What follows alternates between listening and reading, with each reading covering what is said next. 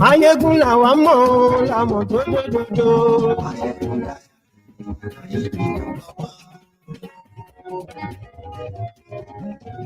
Maiyegun làwa mọ̀ làmọ̀ tó dòdòdò.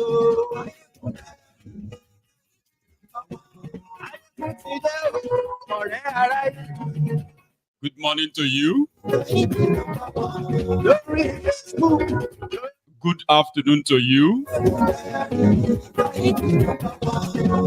And good evening to you from wherever you are watching from. This is Maiyegun Live.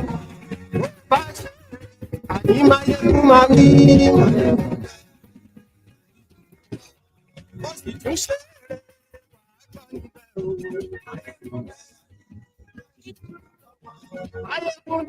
you very much for joining me. Please read beyond the caption of this broadcast. Try and read the description as well. Like it. Share it. Invite your friends. Invite your not so friendly friends and tell them, Maiyegun today.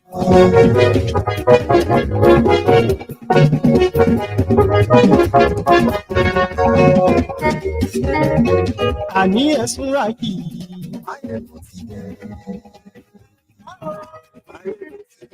Ọ̀jẹ̀lú esuraki. Ani esuraki. Very soon you are going to start asking, where is Tinubu? Where is Tinubu? Right now, I'm going to say the rumor that will start flying is that Tinubu is dying, or Tinubu is dead, or Tinubu is cloned. Because right now, 10 days holiday, a vacation, is now turning to 17, 18 days. Tinubu has stayed extra. Well, if you use 2 weeks, it will be extra 4 days. If you use the 10 days vacation, Tinubu has stayed out of Nigeria now for extra 8 days. Is he sick, unwell, or disabled, demented? Why is he missing? Well, you get to know that they are already telling Nigerians that Tinubu can actually rule anytime and anywhere. The president is away. Vice president is away. If anything happened to any of them, you are done for. Now, Akpabiole will be your president. A country so doomed with a bunch of rogues in charge. Share this and tell everybody that we're Maiyegun today.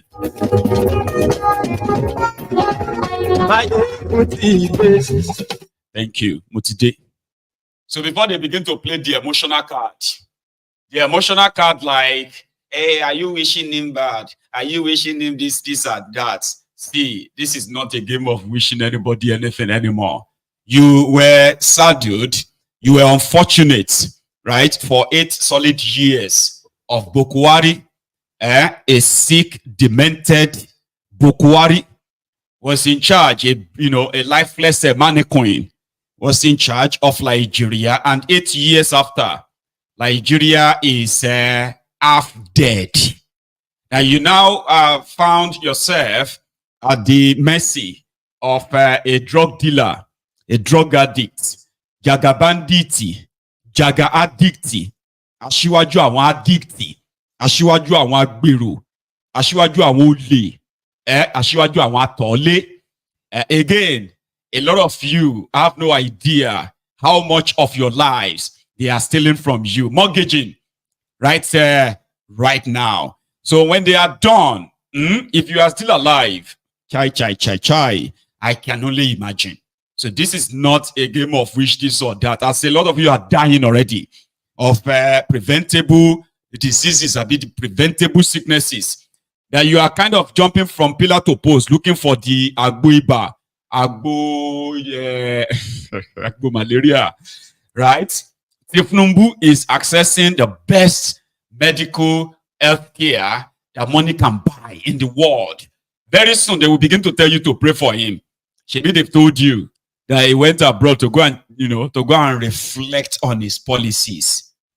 When they choke you, right? Nobody will ask you to hit the street. Nobody will tell you. Since you can't, body could tell you. Just give it time. So before you begin, you start your blackmailing, stuff, and say, let us just pray for your leader and all of that stuff. You know me, I know they kind of like that. So don't say that to me, okay? So I actually love my dear Templars, all right? But when I see some of these, stray dogs on the MaiyegunSDiary Politico that want to be politically correct and all of that, it's just kind of like, it irritates me so much that a lot of people you just think that, man, this Maiyegun is cold. Though. No, I'm not cold. I just don't have a stomach for political correctors. People who love to be politically correct, unity beggars, and all of that stuff, right? Especially those ones that love to gaslight people, blackmail them, and stuff like that. I don't like you.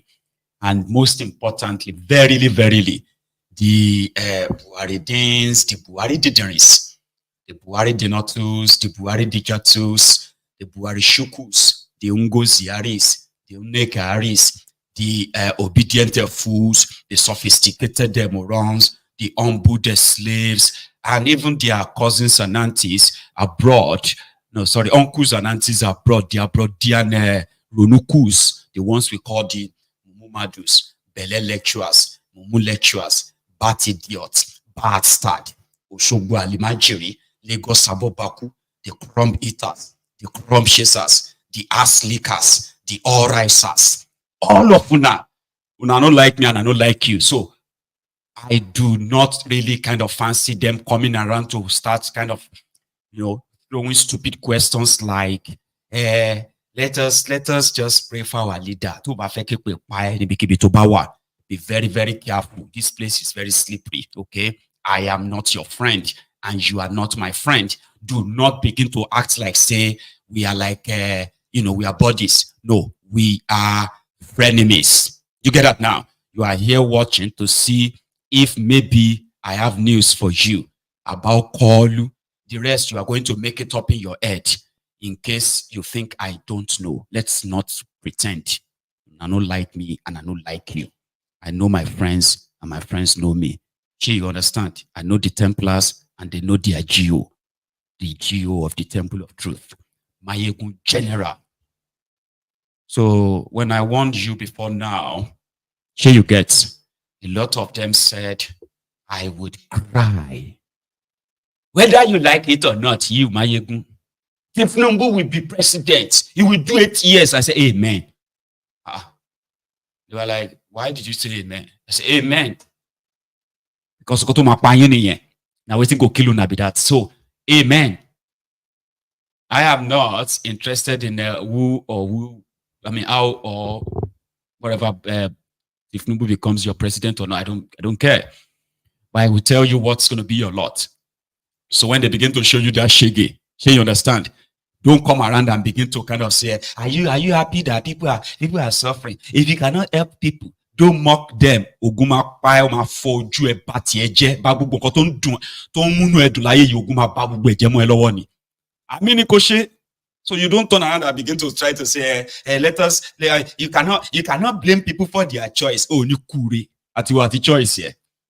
You do understand that we watch you criminals, you Olori Brukus destroyed people's lives. Where you are shouting your change, simply because you are waiting for your time. A time like this, and you look on.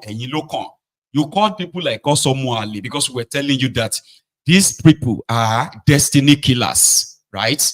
But no, are you not a Yoruba? Are you not? Listen, are you into one budget? You won't come gaslight people like me. I don't like you and you don't like me. Let's keep it that way. Okay? Don't come onto my platform and begin to ask me stupid questions like, what is the way forward? Kainji, omono kainji, majidun, kelo kusomi, lo wabi kusi, kelo wabi kusi. That is your way forward. Yeah. Don't ask me for your way forward.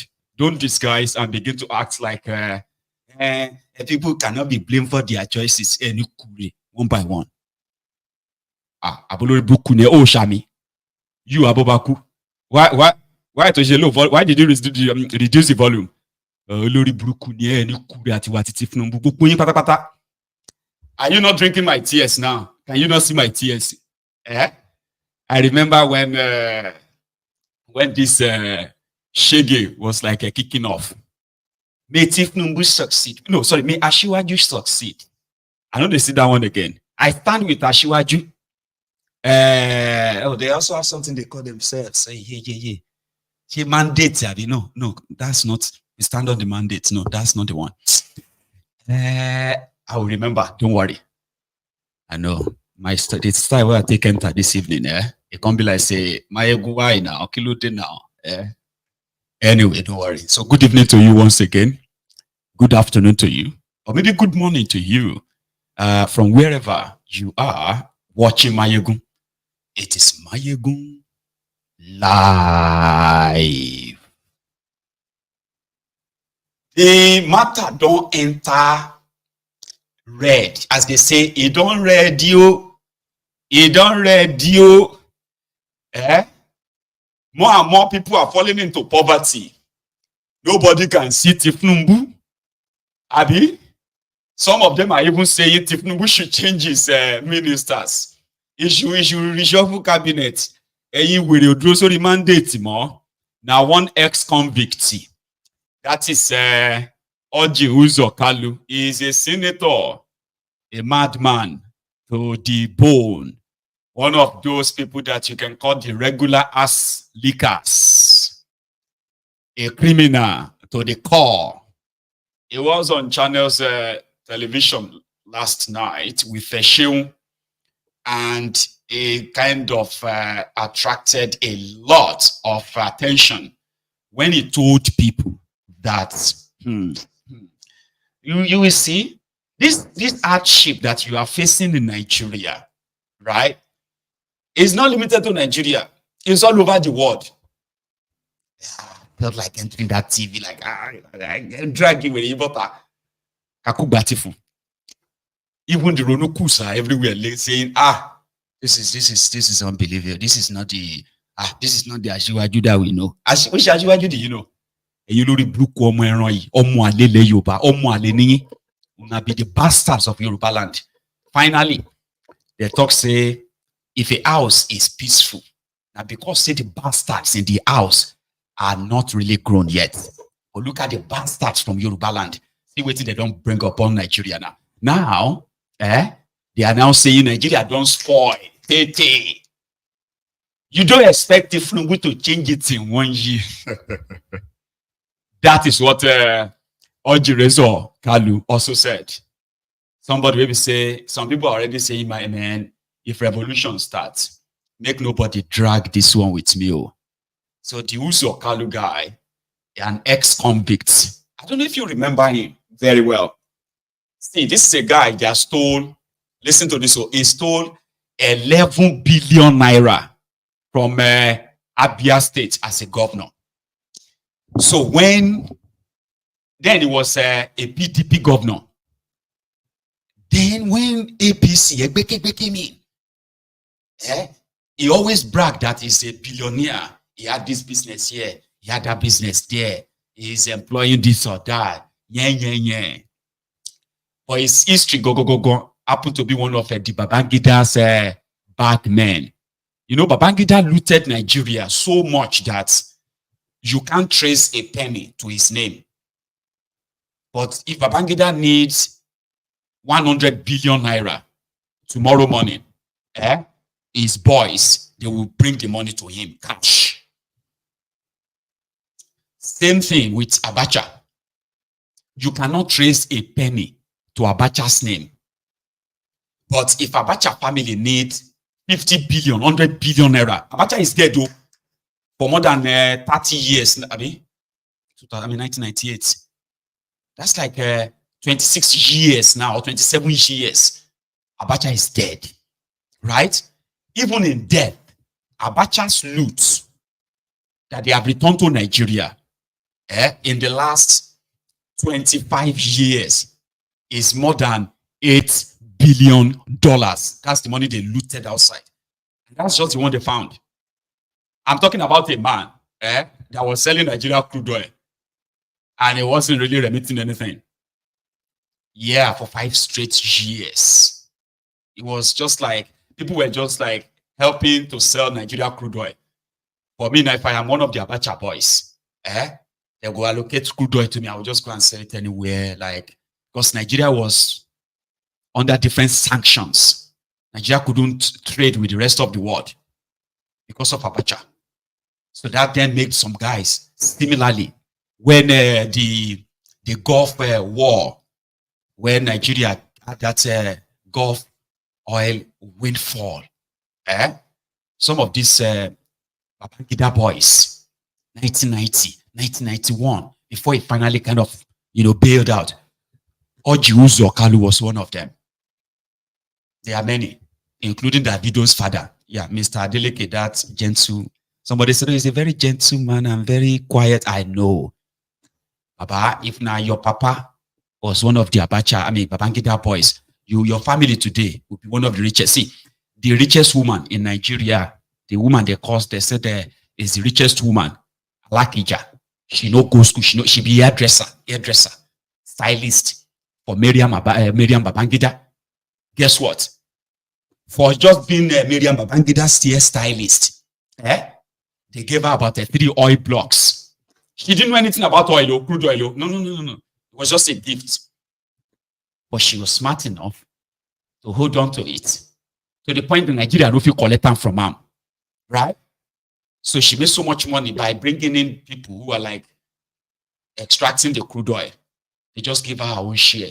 And that alone make her the richest woman, the richest Nigerian. The richest Nigerian woman. The richest woman in Nigeria, put it that way. That was how they shared Nigeria resources at the time. The money is so much. A lot of you probably don't even know how many of these offshore accounts, these guys, buried billions and upon billions of dollars. Just because they were associated with different dictators at the time. Uzor Kalu, right, became a billionaire. And guess what he did with his own money? To make the money look legit. He opened the airline. He called it Slot here. Among so many other businesses. So he was buying factories. Smart guy. To further cleanse the money, by 1998, Uzor Kalu alone was a multi-billionaire. One of those who sponsored Obasanjo's election. Using Nigeria money. And he became a governor too. When he became a governor, person we don't reach, we don't steal so much money. He went on to go and loot Abia State. He looted Abia State, right?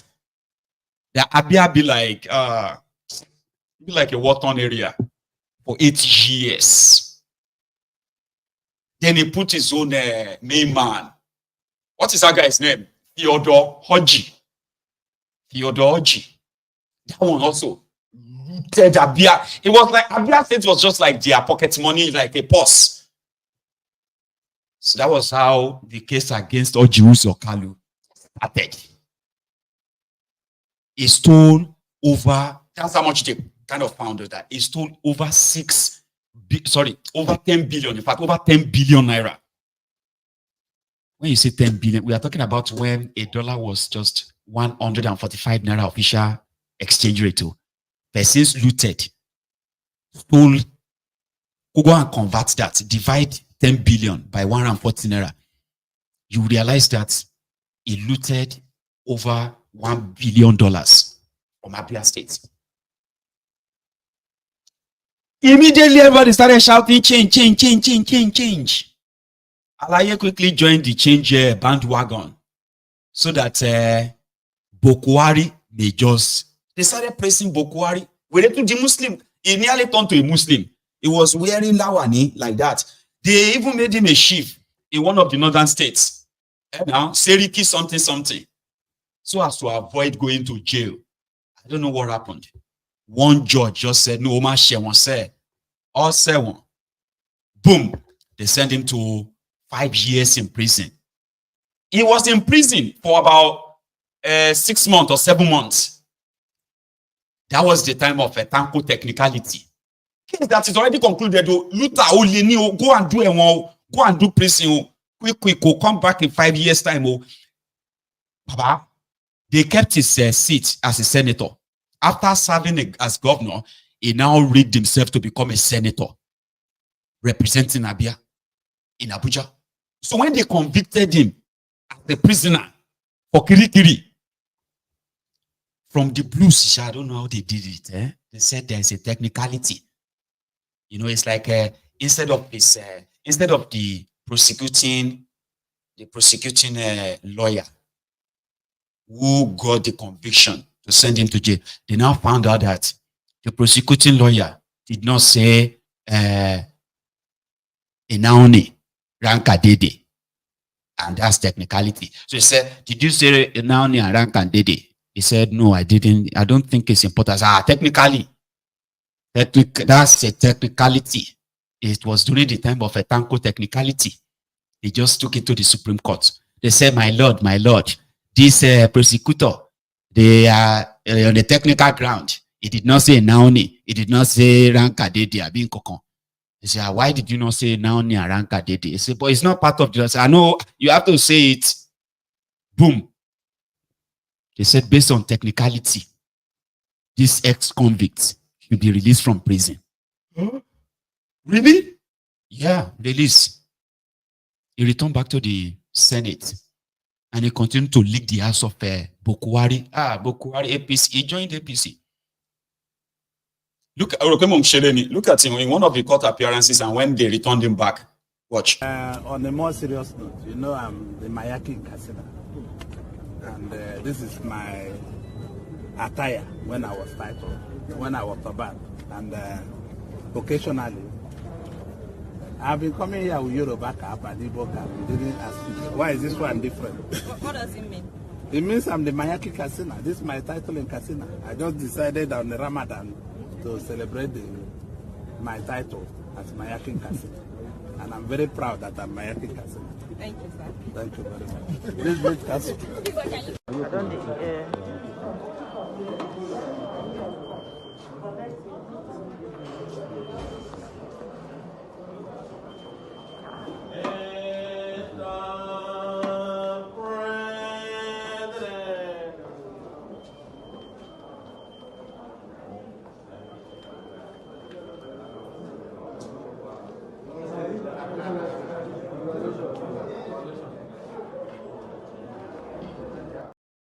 They are greeting him, congratulations. That's how he returned. Since it was the Supreme Court that said, based on technicality, his case is hereby dismissed. Somebody convicted of looting. Somebody said that his mom, they said his mom was Babangida's girlfriend. Well, Babangida get too many girlfriends that time anyway. But I don't think so anyway. But maybe Mama know Babangida, and then anyway, it doesn't matter anyway. Doesn't matter. So when he finally got, on the day they were ending the valedictory, I've been at long picking, closing whatever, the Senate. I don't know if you remember this video. It's famous. Yeah. Leave it in the hand of God. Mr. President, today is the beginning of new friendship to all of us in the chambers. It's not the end of the old friendship we started. I want to thank my constituency. Gives me a lot of latitude to understand Nigeria better, to understand what we stand for better, to fight more for united Nigeria. I believe that we are dispersing, not separating ourselves. I went through one of my best time in life in the Senate, and I also went through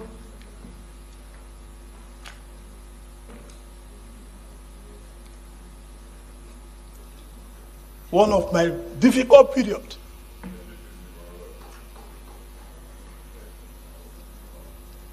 Also in this Senate. Before I came to the Senate, before I came into politics, I can buy anything body can buy. I'm not a thief. Those that put me in prison know the reason they put me in prison. They took over all my businesses and want to kill me. But I survived it. I'm in the Senate with you people. It's not the end to what we have done. It's not the end to United Nigeria. It's not the end to Brothers Keeper. But these senators I called were with me. I never lacked. When the PDP that I was governor for 2 terms was being formed, I brought every money they used in forming that party. Every penny in 1997 and 98. And I later became a thief. And people I gave transport money from my house in VI became angels. This is what Nigeria represents. I want to thank my colleagues for giving me these 4 years of uninterrupted support. Because this country is not fair to so many of us. I built this country, I employed 13,800 workers. People employ nobody. And nobody asks them their source of wealth. I have 3 factories in Lagos, Nigeria. I have 2 factories in Ota, build manufacturing. I have 3 factories in Aba, manufacturing. And I'm a thief. And people that cannot explain where their source of wealth comes from, they are not thieves. I leave everything in the hands of God. May God be the judge. Right. Anyway, scratch the part where I told you that the technicalities that got him back. He should be in jail. The technicality that got him released is not because he didn't say Inaoni and Ranka Dede, okay? So what happened exactly was that they said the judge that was trying his case, his corruption case, got transferred to another court. So rather than just let the case be transferred to another judge, he decided to stay back until the end of the case, which they said technically he shouldn't have. So now convicting him to, I think, a 5 years or 6 years imprisonment simply means that he did not have that power under that circumstances. So they now took it to the Supreme Court, his own team, legal team. And Tanko Technicality now said, well, technically, based on technicality, that judgment is wrong.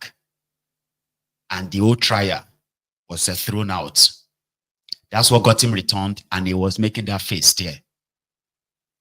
A thief to the core. And Abia State, like I said, Abia State was one of the most unfortunate states. That's why you saw them celebrating like they won the jackpot when Alex Otti became the elected governor in Abia State last year.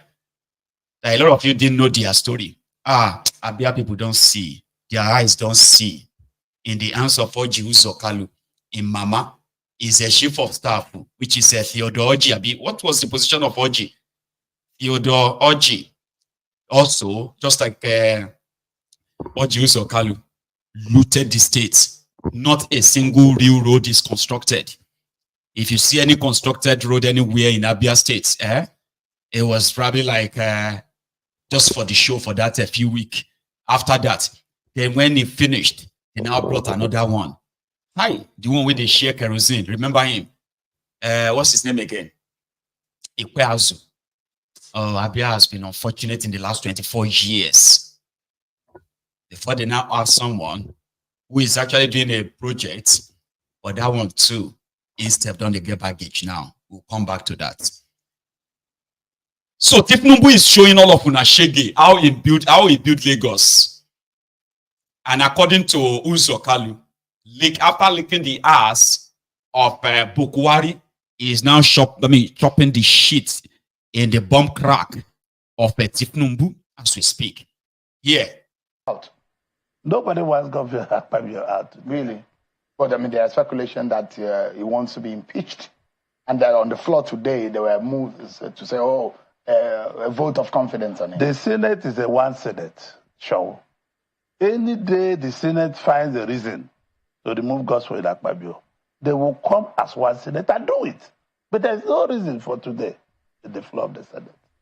If they have a reason, they will remove him. So have you resolved today? Yeah, have you resolved There is nobody who planned to impeach him. There's nobody. Nothing like that. I don't know where you are getting your information. I'm a political journalist, Senator. No. And the fact remains, I'm sure some of these things I'm asking you happened on the floor today. Including, I'm very sure you are one of those who voted, gave Gospel Akpabio a vote of confidence, didn't you? No, the Senate, on standing in the Senate, all the Senate gave him vote of confidence. Not Yaradua, not Ojikalo, not Ningi, not Adiola, not Abiru. Everybody in the Senate. Well, we needed one Senate to go through this difficult period. Nigeria is going through difficult moments, and we need to support both the executive and the legislature. We cannot start fighting. I will come to that in a bit because there are those who believe that you and your colleagues are simply rubber stamp. Whatever the executive brings, you are not really playing your role to check. There should be checks and balances. Say the truth. Am I a rubber stamp? Do you know me? You are all Uzor, Kalu. You are not the Senate. No. But you know me. There are those who say... Do I speak my mind? You speak your mind, but you are not so that is it. The Senate is the Senate. You belong to that Senate. Yes, I belong to the Senate. And if some Nigerians have said, you guys are rubber stamp, you're not doing your due diligence in keeping this executive on their toes. You simply stamp and pass whatever they bring to you without proper scrutiny. No, the Senate is not a rubber stamp. Sean, I would like you to apologize. Not saying that in my I'm presence. asking you a question, Senator. This is a television interview. This is not. I'm not passing a judgment, and I'm asking you. No. How do you react to those who say that your Senate, in which you are a member of, is a rubber stamp? The Senate.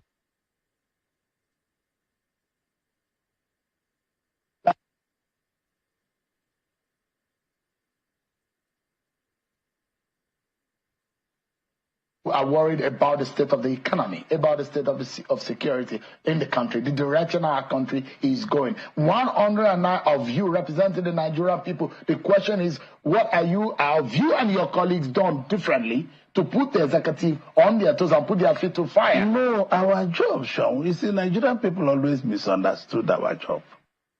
Our job is to make law. When we make this law, we give to the executive. The executive will go and implement. That's where our job ends. And the Senate will go for oversight. And this is what we expect our colleagues. Ask me, are they doing proper oversight? Those that go for oversight must do thorough oversight. Senator, the question I'm asking, sir, on behalf of the Nigerian people, is that if those thorough oversight has happened, you have admitted tonight that the economy is in trouble. Oh, sure. I'm a businessman. I know that the economy is in trouble. Absolutely. And that today, dollar, only this week, had moved a few figures higher, not lower. And the value of the naira in that regard has dropped. And you imagine that all of this is happening under the last 1 year or so, under the watch of your party, the APC, Senator. If you say, just a moment, Senator, if you say your Senate is not a rubber stamp, how come, and if you are playing your role as your oversight role, how come our economy has come this bad and almost all the indices of our economy has gone in the negative? The question is, how much of a pressure are you putting on the executive that our economy is in this shambles? Let me be honest with you. The Senate is putting a lot of pressure on the executive. And the economy is still bad. Yes. It's not the issue of executive and legislature or judiciary. This economy is a worldwide issue. There's a lot of hunger in South Africa. like we have today. I disagree, Senator, just a little bit. No. You know why I disagree, I'm sir? coming. No, I disagree. I've been allowing you to talk. No, Senator, no, you must allow me to talk. Senator, you must allow me to talk. You must allow me to talk. Those facts you are giving, Senator, this fact you must allow me to talk. We need to set the record straight, sir. No, do you want me? Do you invite me to just go ahead? Go ahead, but we need to set the record straight, Senator. No, the record is that there's a worldwide deflection of economy all over the world. I just told you I have businesses everywhere. It is bad in Nigeria because we have no economic processes. We never had economy since 60 years ago. If we have had economy, the cushion will be... What do you mean we don't have an economy? We don't have economy. There's no organized economy here. Because we have no lights, we have nothing, we are not, our stock exchange is just building up and become investment of you and me supposed to be in Nigeria. So you mean the major drivers of our economy? No, the institutions that drive the economy are very weak. All the institutions. And this is what President Bola Tinubu is trying to rebuild, to make sure the institutions are strong. Because if you continue with this handout and weak economy, you are not going to go. Somebody must make the decision. It might be right or wrong. He's taking a tough decision He's taking a tough decision for the future. And this tough decision, I'm not defending him. You know, I can always... Nuisance, Lele. That's him. The same guy was also everywhere for Bokwari. Did he just say Nigeria has no economy since 6 years ago? An indictment on Bokwari, an indictment on APC. Abi, were they not the ones in charge of Nigeria 6 years ago? Right. And here is that part where he said, Tinubu knows that you are suffering. Nigerians are suffering. Yeah. Tinubu knows. Tinubu goes out at night. He moves around at night, driving himself. Tinubu driving himself.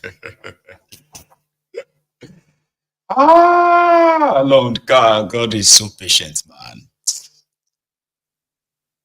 Yesterday I showed you the Oji River Road. That's Oji Uzor Kalu. This man collected 218 million naira to construct, and they listed it as completed. You remember that picture I showed you yesterday? There is another one. It's called Constituency Project.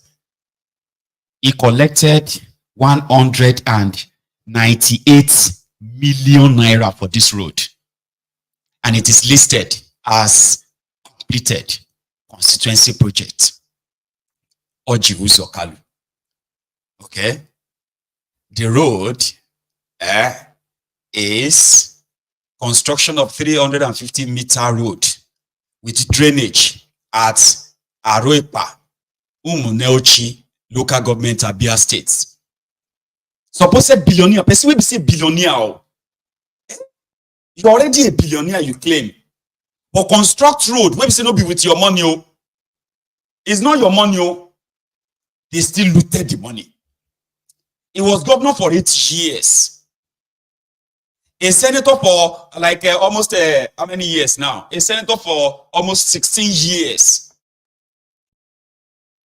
They still give you constituency projects. You still looted the money. Now he said Tinubu move about. Tinubu move around at night in Abuja to go and see how Nigerians are suffering. Oh my God. Okay, I want you to hear him first before I kind of add my own verdict. Yeah. No, listen to me. When I was governor, I called for 1 year, 6 term. 1 year, 6 years, 1 term. Remember? Mm-hmm. Yeah, there's some presidents who are asking for that. No, President Obasanjo said I was after him. That was the part of beginning of our quarrel. I called for 1 year 6 year one term, because of the cost of going to the elections, because of cost of managing the economy, because when you bring in a governor or a president, their eyes on re-election. They are not even thinking about what people will get, what people will do. Every politicians, they are looking for the election. So the only way to solve this problem is give no incentive to anybody. Do 6 year one term. And you think that will help boost performance? It will go a long way, because most of the people think they need to make money for the election. In my minority opinion, I don't know majority opinion. In my minority opinion, I think most politicians are always looking forward for the next election. And that's why there is a very popular saying from a popular motivational speaker who said, a politician look forward to the next election, but a leader look forward to the next generation, how to empower the next generation. But that perhaps is the missing, the gap between what has become our problem in this country, where there are a lot of people who believe that we've not really had the kind of leaders that we should have in this country. But Senator, are you proud of what your party is delivering to Nigerians today? Yes and no. Because my party is very unlucky. My party have done very well in things they can do in the indices of economies and all the rest. Under Tinubu or under Buhari? Because that's another kettle of fish. Let me be honest with you. Under every leader, God creates leaders for a purpose. Every leader has a purpose God has created him. God do not bring leaders just for this. But the leadership under Buhari seems to have destroyed our economy. I'm not going to answer that. I'm not going to discuss that. But that's the reality. No, I'm not going to discuss that. There are those who believe that we were 20 years backward under that government. I'm not party that you are a prominent figure. Listen to me. I am not going to discuss President Muhammad Buhari here. Why? Because it's not the right thing to do. He has gone. Let us look at the future. But how do we learn when we don't know what the issue is? Yes, we can't discuss it here. That is, it's not here we learn. But the question is that if you were here when it happened, if the economy under Buhari was a disaster, should we toe that line? And this government has said that they will continue from where Buhari stopped. No. That is where the difficulty comes. The government are not continuing from where Buhari stopped. They are trying to reform the economy. They are trying to bring back the economy where it's supposed to be. But it's bringing hardship to our people. The president himself knows that Nigerians are suffering. The president knows that Nigerians are hungry. The president knows he's a street person. He knows the street very well. The president some nights use his car to go around and know what is happening in Abuja here. People really? Yes, of course. Are you aware of it, that he moves around the city? Sure. The president goes around the city, visits and go around. I hope it wasn't during when the kidnap and issues were happening in Abuja. Well, whether they kidnap or not, the president goes around with 1 or 2 cars and see what is happening. It's not a president that's locked up in a room. It's not a president that doesn't know what is. He knows. But this president is bad. He's very courageous on his own. Because most of the things he's doing, I might not be able to take them all. Have you reconciled with him? Because I know that your friendship had some issues some times ago when you had your differences. I mean, there are those who feel that you betrayed him in the election of the National Assembly. And you stood on the other side. I mean, being in the same class of 1999. No. I have never quarreled with the president. The president asked me not to run for Senate president. I didn't run. So, I mean, I'm highly disappointed of Nigerian government because the Nigerian government were highly disappointed in them due to foreseen circumstances. Definitely, I'm one of those people are proving people should die in coronavirus is more better than people should die in hungers. Hunger kills more than coronavirus because some people are less privileged. Due to circumstances that I send it, some people are less privileged, which they are based on daily bill, which are not even based on salaries. But our government thinks that the lockdown is the best solution to coronavirus, and proving it to an extent and to the levels of alacrity that if someone die in coronavirus, it's more efficient to die in longer. Because some people will be at indoor. There's no a way to make. Thank you, Jare, Professor. He said that Tinubu move around at night to go and see how Nigerians are suffering. And he said that with a very straight face. Tinubu move around in his car. He's a street guy. To go and see who?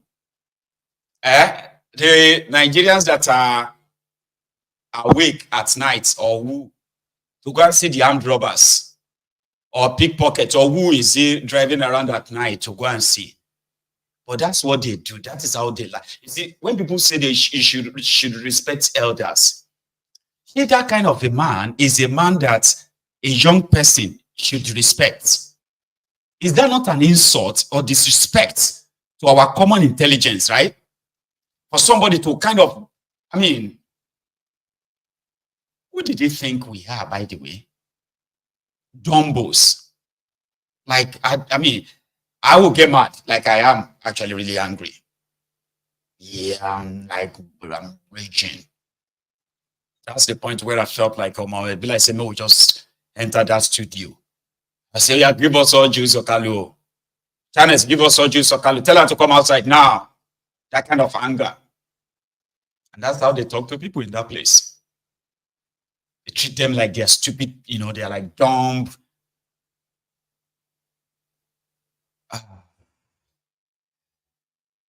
Take a look at this. A woman just in a space of 1 year, a woman was caught in Lagos today doing this. Situation country is getting out of hand already. People are really suffering while lying. Obi ẹnìkan lélẹ̀ yẹ ẹnìkan lélẹ̀ lọ́bọ́lẹ̀ ẹnu mọ́tò lọ́rí àwọn àtàlẹ́gbẹ̀ẹ́ títì lọ́dẹ̀ ń ṣà. Tó bá yẹ pé country yìí wà òkè ìṣó possible kan máa ṣàtàlẹ́gbẹ̀ẹ́ títì lọ́dẹ̀ máa lọ jẹ́ báyìí. Situation country. If you decide to vote, if Tinubu wins, all of you are going to join. That is God has spoken. Just let it go live. Let it go live. Has spoken. Just the way I've said it. Let me say it in English so that they won't understand. Okay, sir. If Nigerians vote for APC, Nigeria will sink. We will swallow in poverty. And the economy will be in shambles. If the government of APC continues, Nigeria will suffer extraordinary. I'm not in support of anybody. As a matter of fact, I don't vote. And I will never vote. I am telling you that we have never seen Archie before. Then this is when we now experience more Archie. We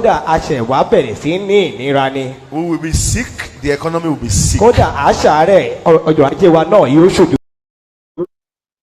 makes him a superstar prophet that prophesied days, even though we know that Tinubu did not win any election. Let us always add that caveat to it. Okay, I know a lot of us are so emotional these days, where we are just like, oh, they will go and vote for him again. They will go and do. No. It's not that people didn't vote for Tinubu, whether they bought them, like Ekiti people that voted on credit. I don't know if they have paid them now. They pay them with hardship. Remember, out of the nobody say people don't vote for Tinubu. Yeah, there were those who.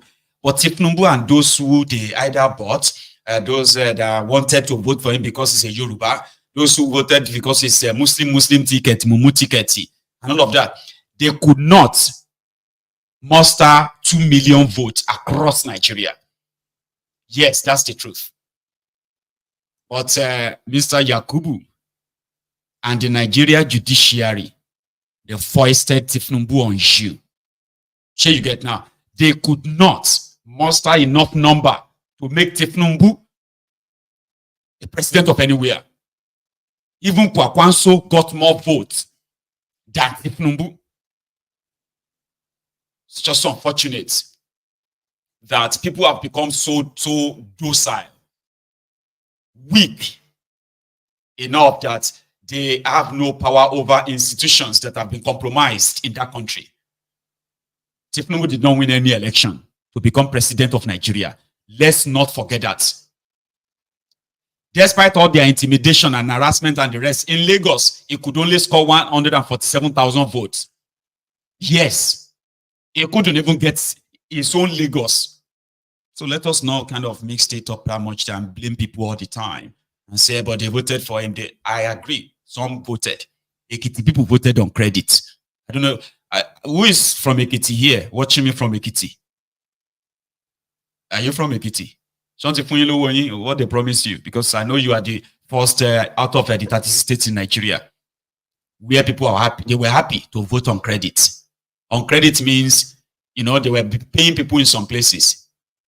They only promised the Ekiti people, you know, not all of the Ekiti people this time out, because I do not want to kind of generalize as well. When you see those people who allegedly voted for Tinubu in Ekiti, they voted on credit. They promised them that I'm marrying later. Rather than them to see anything right now, now Shege that they post to them. Shege Bansa. It's not even available. The orange agents are shooting maybe.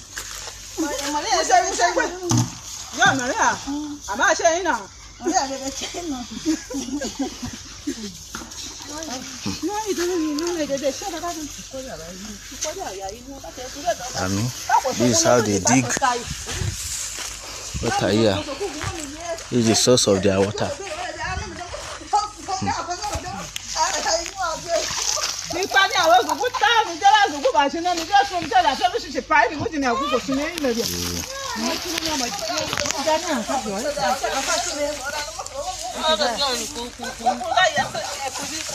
is how they do. This is how they get water here.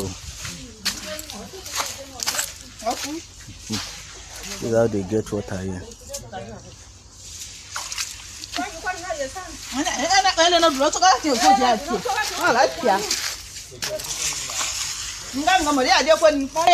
It's not even available. Now everybody they collect. Even inside Lagos, if they touch everybody, inside the magistrate court today. In Ikeja local government, and we are here for a case in the magistrate customary courts, and everywhere is just leaking the roof, water everywhere inside the court. The judges cannot. Yeah. So those are the things. In Ikeja local government. Ikeja is the capital of Lagos, the mega city. I can go on and on and on and on and give you all these instances of what. Because people heard when a supposed Deloitte accountant said, "China statistics we go chop," and they laughed. I think na statistics we go chop.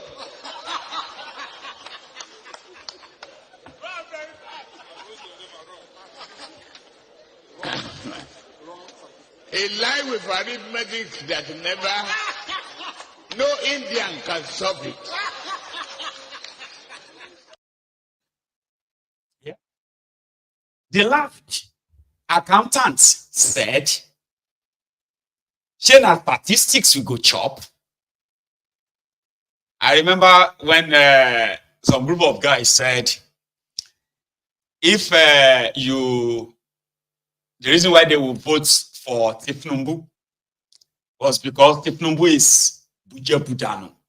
There will be money everywhere. When Tinubu become president of Nigeria, there will be money everywhere. Because Tinubu is a cheerful giver. He will throw money everywhere. It's been 17 months now. 17 months. What you see everybody crying off right now is that there is no money. There is no money. We are hungry. A being power. They said if you vote for Obi, Obi is very stingy. There will be no money. Everybody, hunger will kill everybody. That is why a supposed accountancy. Do you know that an accountant actually works with the statistics? They say data is very, very stubborn. Yeah, you can use the word of mouth to say all the stuff you want to say, but the real data, you cannot use the word of mouth to rubbish it. Data is very, very stubborn. So, our market. So those of you who were waiting for Tinubu, money will be yafu. Jeun soke, ma jeun soke, jeun sapo, That is a week at jeun soke. Now, it is a being power. A being power. You are now looking for Kalu. Where is Kalu now? So what do you use Kalu? I said, Tinubu knows about your suffering. Maybe as a bat, his wife as a rat, who are very much comfortable at night. Maybe what they look around, if they ever truly going about, driving about or driving around at night, it is just to kind of check all of you who see have money to buy petrol and put on your generator. You're supposed to be in darkness. So maybe if they are going to say, how come they have about 20 houses here that have electricity, they have light? It's a generator, sir. Generator. They can still buy, they can buy fuel. That's fine. That's fine. Tomorrow morning. Oh yeah. Increase the liter of petroleum again. Increase the price. Say, yes, sir. People are already dying, Increase it. Some of them still get money to buy petrol to fuel their generator. That's why they are on social media criticizing and abusing me. Oh yeah. Increase it. Increase it. They don't get money to buy petrol to go out anymore or turn on their generator. We can now see that everybody is at the same level. And that is what is happening to those of you who are like dear. So I know the word of an ex-convict shouldn't amount to anything. But it is Nigeria. And that is why Uzor Kalu, whatever PR he thought he was doing, it has backfired. And only time shall tell. Now let's leave them for a while. Yesterday, Fubara, let me give you this update about River State, okay? This is just a pass on one now, okay? The 27 House of Assembly members, they got a court order in Abuja that said their seats are not vacant and that Fubara must resubmit the 2024 budget, which has already been signed. They probably have already finished spending the money. They intend to spend the 2024 anyway. But these guys are still expecting to be the House of Assembly members after decamping to APC, which they denied. And Fubara said, no, I'm not dealing with them. No, you can go and get your court order, court this or that anywhere. It's not going to happen here. Let that court come and deal with you. Right? So 3 days ago, these assembly guys, the loyalist of Werewike, they now declared the seats of all the assembly guys loyal to Fubara. They declared their seats vacant. So right now, the Fubara guys declared the seats of Werewike's guys, 27 of them, vacant. Now, the 27 loyalists of Werewike have now declared Fubara's lawmakers' seat vacant. So by my own calculation, River States currently have no assembly members because they don't cancel each other. It's like this one cancel this one, that one cancel this one. There is none. So Fubara then said, well, it's you judges, the lawyers that always do this dirty job for us, the politicians that brought us to this level. People who have done, they have decamped. Everybody saw them did that. But now you went on to go and get your kangaroo judgment and all that. We're not going to deal with you. And a lot of them are now saying that, no, they're not going to deal with Mowile guys. So Remember, the reason why the Nigerian police IG said they were withdrawing their policemen from the local government areas in Rivers State was because Fubara did not obey court order. A kangaroo court in Abuja, giving a court judge, an order to stop an election, local government elections in Rivers State. Yeah. Well, I'll start with that of Fubara. Then show you what the police IG, because he has responded now. Right now, Rivers State is more or less like an autopilot. The only legit arm of government, maybe two arm of, the only legit arm of government right now is Fubara, the executive. The local government administration is loyal to Fubara, but there are those who believe that they shouldn't have had the election. They are also legit, so make it two. So Fubara with some of these supposed judges 2 days ago. Some of you say you're legal luminary. You know the truth. You will go on air just to pacify your paymasters, to turn the law upside down. We all know the law. When it comes to issues that has to do with the administration of governance in states, it is the state high court. It doesn't matter whether you go and join INEC police. It is a straightforward. I'm not a lawyer, but I know that one. And you stand and you say you're doing the right thing, God will judge you. Let me say it here so you understand. Judges, that we are seeing. Your position is to stand and defend us. Your position is to look at whoever and tell the person the truth. Because if you don't do it here, you have a big question to answer. The preacher said it. Every evil done in the course of administrative justice, you will pay for it dearly. Look at what today, the up and downs in this state. When everybody knows that whatever we're getting from that end, I don't want to call their name, everybody knows. But I'm not bothered about it. Like the word said here, it will come to an end. Surely.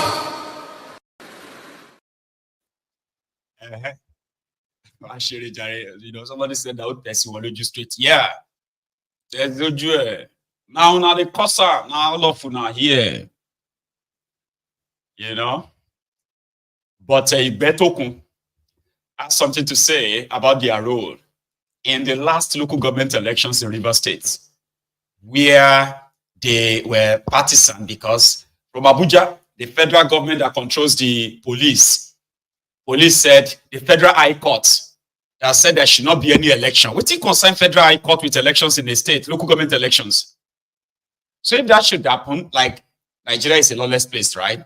If that is to be allowed, magistrate court will give order and say, no presidential election in Nigeria, no general election. And nobody will have to say, okay, yeah, no election, no general election. I'm just saying. But that's the comparison they used. But listen to the Betokun, the police IG of Nigeria. All right. From Kennedy Adewale, and he wanted to know about the Rivers issue, what we have done in Rivers. If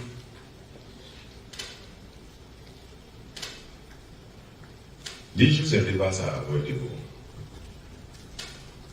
the police didn't do anything wrong in Rivers. We acted professionally.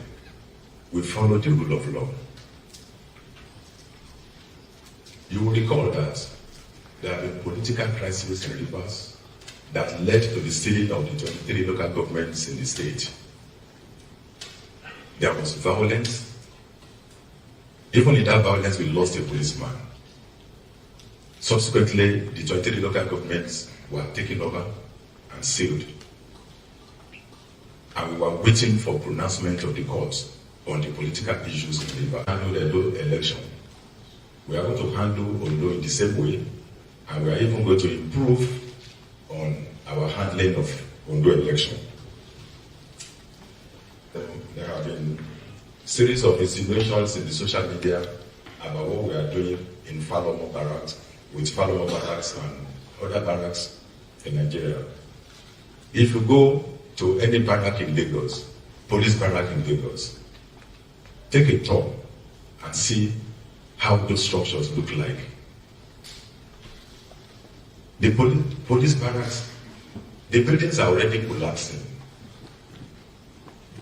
These are barracks that were built over 50 years ago with no strategic framework for maintenance, with zero maintenance of the barracks. They have started falling into a state of disrepair. Some of them are already collapsing. We cannot fold our arms and wait for tragedy. Not interested in that stuff he's got to say there. Anyway, at the Ozekome's birthday party or dinner last night, where the likes of Obamparo, as well as Goodluck Ebere, Jolantan. And Jolantan had a lot to say, by the way, including the crisis in PDP and other stuff, River State, PDP, and all that. And he was actually talking. I'm going to share that with us before we continue. Do you mind? At this time, I would have been made to speak maybe towards the last. And you have now upgraded me. The earlier the better. You have upgraded me to be a co-chair. Thank you so much. So as a co-chair, the chairman has already said what we should say. I wouldn't want to belabor the issues. And more so, like President Obasanjo said, I wrote the foreword of one of the books. And I also made the brief remarks in the video that maybe they will play on the multimedia, so on. So I may not even want to talk about mine because I made some statements, especially on the video. But looking at the titles of the 50 books, then you realize that mine is more than even being a radical. Because if you look at the various titles, cut across almost all spheres of life, political science, law, history, biography, philosophy, health, etc., etc. He's writing like the philosophers of old, in those days when knowledge was not compartmentalized. And one philosopher can talk across the sphere of knowledge, and that is mine. We thank God for creating people like you that can educate our children and continue to do your work. Well, because Mike is a very senior lawyer, so I know so many senior lawyers are here, both at the bar and the bench. So in such occasions, we only use such platforms to plead, especially those of us who are into the political environment, that the way things are going in this country, especially listening to the judgments being given regarding political cases, which Baba will not want to go in, but I can go in. We are beginning to see that democracy in Nigeria is like a cone that is being turned upside down. And if a cone, and you turn it upside down, and the top that's supposed to be big, even if it's little rounded, and you manage to stand it, it cannot be so stable. The slightest perturbation, it will fall. And when I listen to senior lawyers like Olisa Agbakuba, who was making comments on some Supreme Court judgments, I felt very sad that the country has gotten to that level. I plead that if democracy will endure,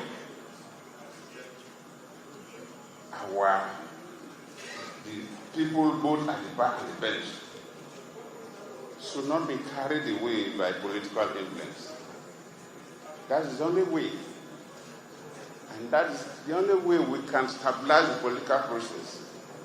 I know the lawyers enjoy, immediately after election, the avalanche of litigation, because it's like Christmas for lawyers.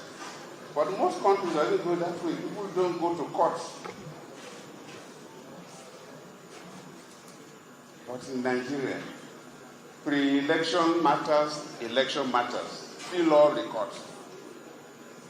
And this does not give a good sign for democracy. Comparing Nigeria to other African countries and some more countries outside Africa that have been able to get involved in the electoral processes. So, to me, it worries me. In fact, towards the end of this month, I'll be going to Botswana. I want to go and see what others do. And you come back home and see what we do. It worries us.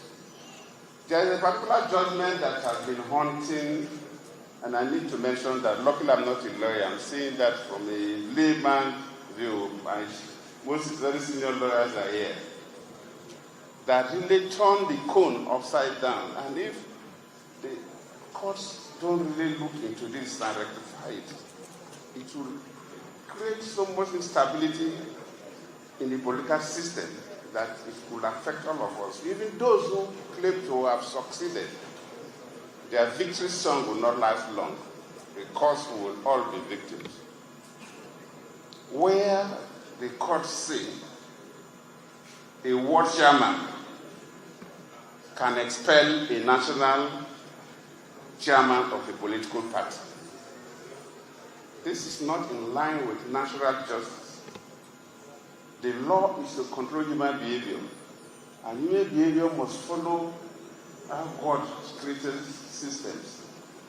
And you cannot tell me that the head of department, for example, in a university, can expel the vice chancellor.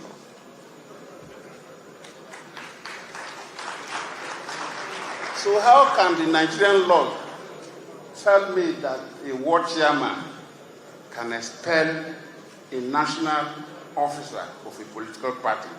And since that judgment has been given, it has created all kinds of instability in the party. In fact, PDP is into crisis because of that judgment.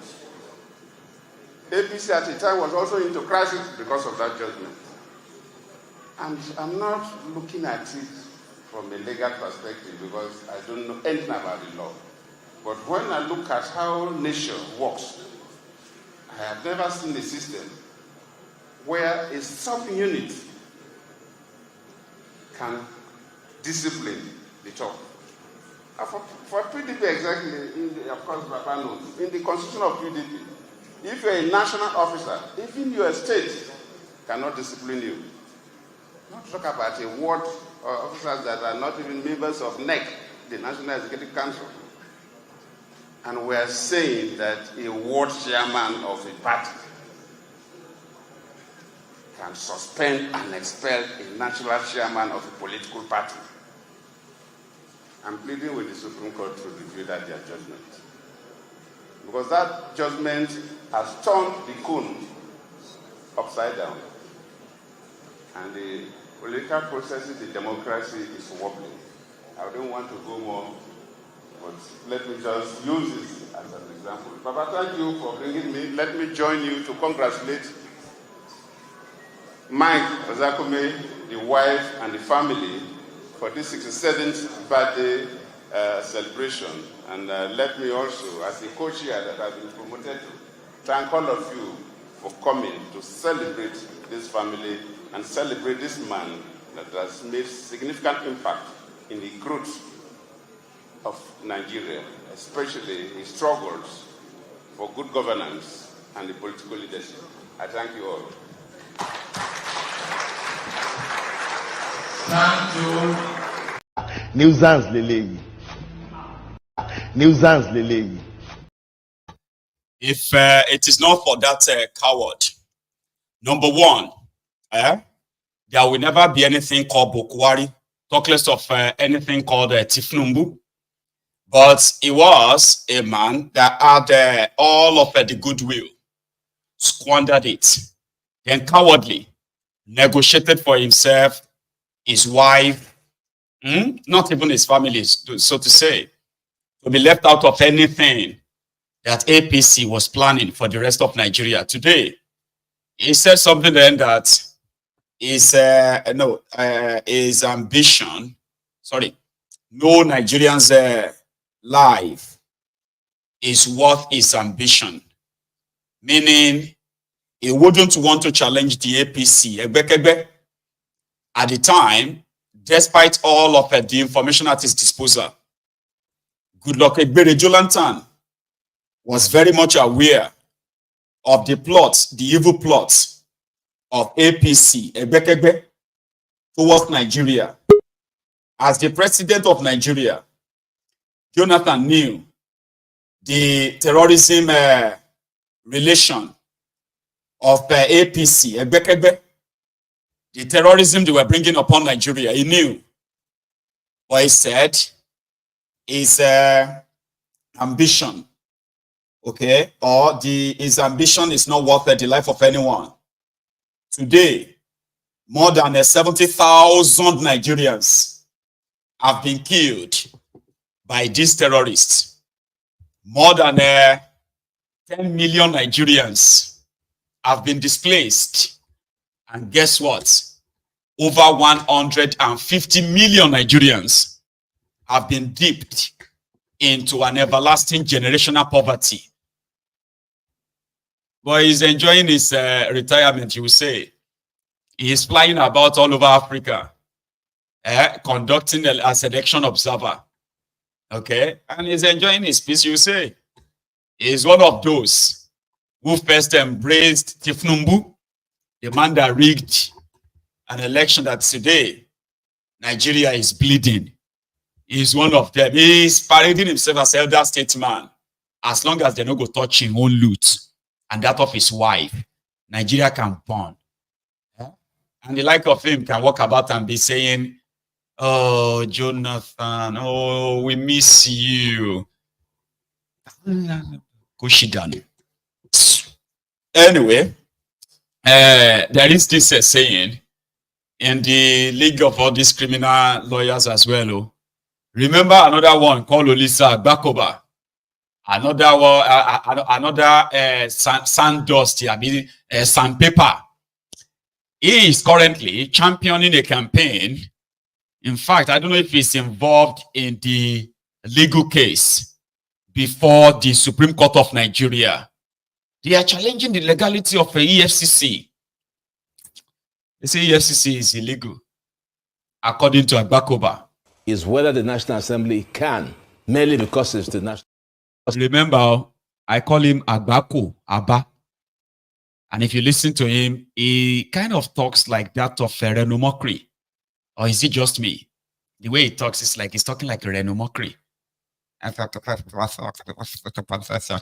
Is whether the National Assembly can, merely because it's the National Assembly, create any monster. It can't. It's limited to the powers given to it, bestowed on it by the Constitution. And my point is that the National Assembly does not have power for some of the reasons you've given, but some of the reasons I have, and I have 10 of them, which I would not like to discuss, given the fact that the matter is in the Supreme Court. So I won't be accused of prejudging a matter that is before the court.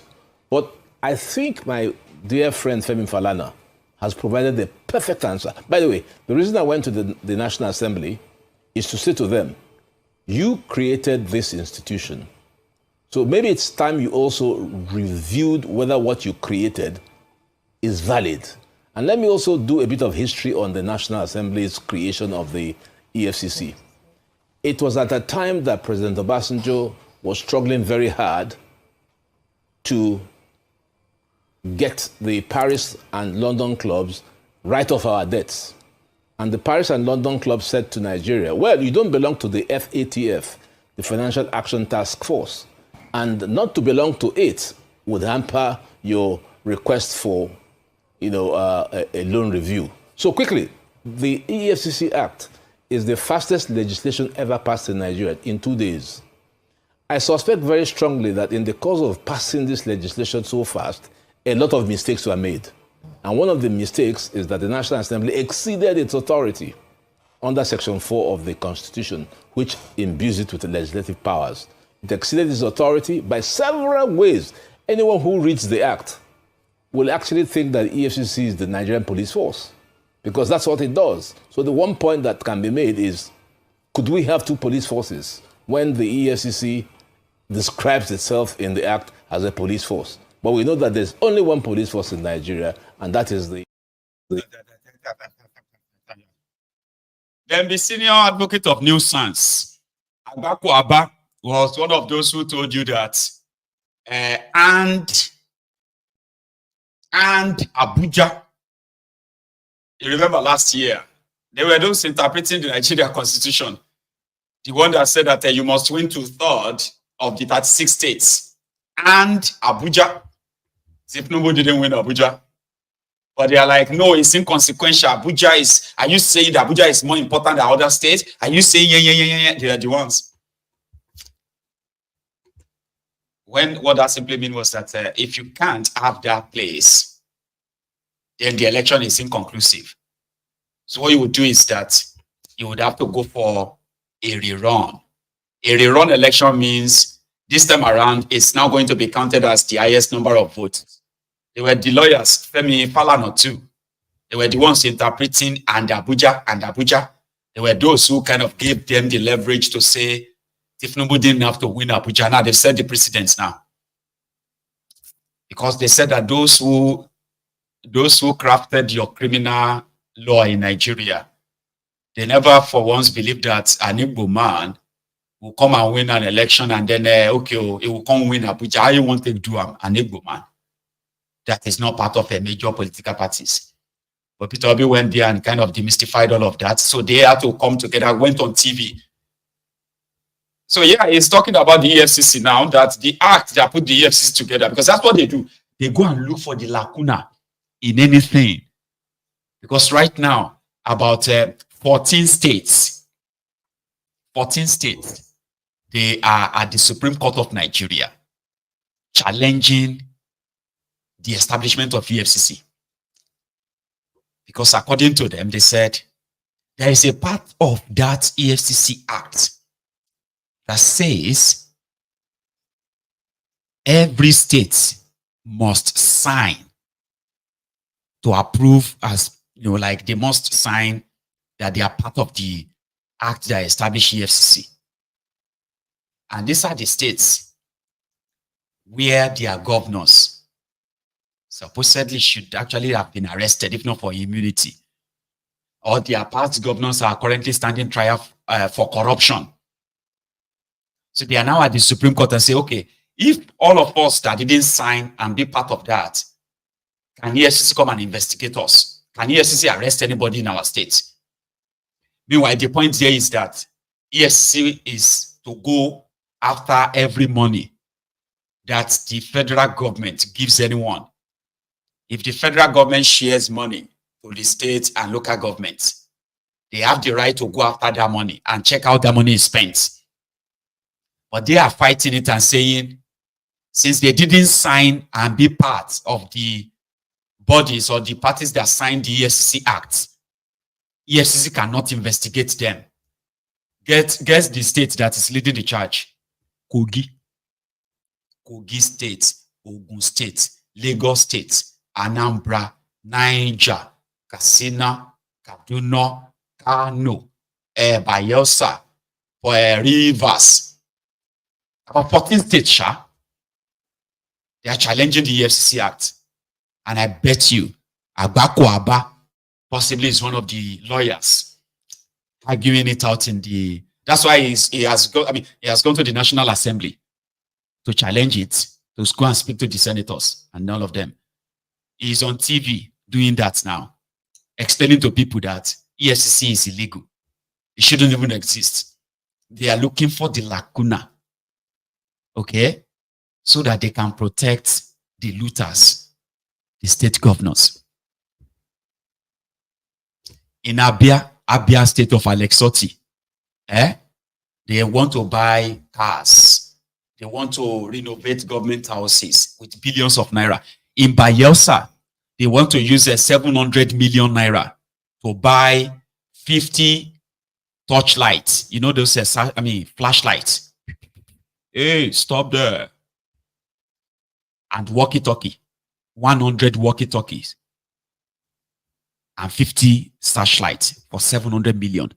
They want to use 14.9 billion naira to renovate government house in Akwa Ibom. They want to use 4-point-something billion naira to renovate government house in Imo State. All this money, they are money that they will deduct from the federal allocation and all of that. Sometimes they will borrow the money.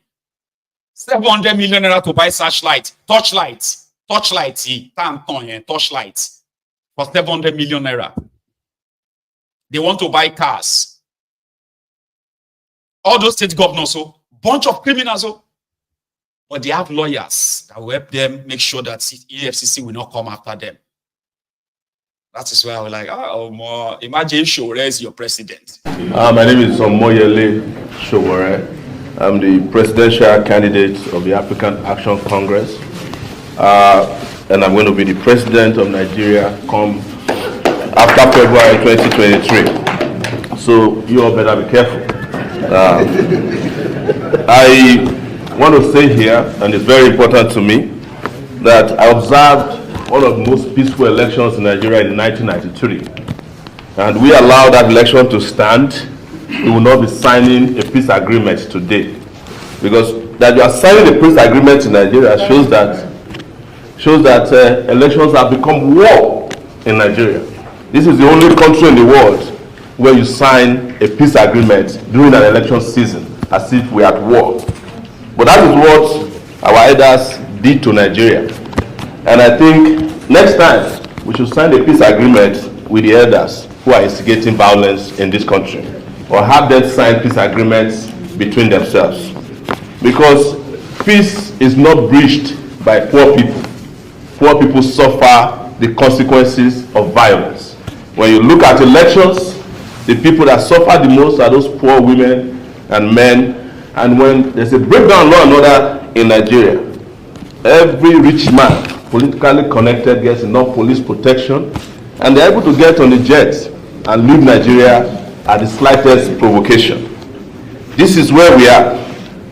And I should also say that some of the people that instigators of violence during the election are not in this hall. They are the vassal representatives of some of the men and women in this hall. They are state governors. In particular, you need to get them to sign the peace accord. There are some of them as the most violent people in Nigeria. They demonstrated it in Kogi State. A woman was burnt alive in her house.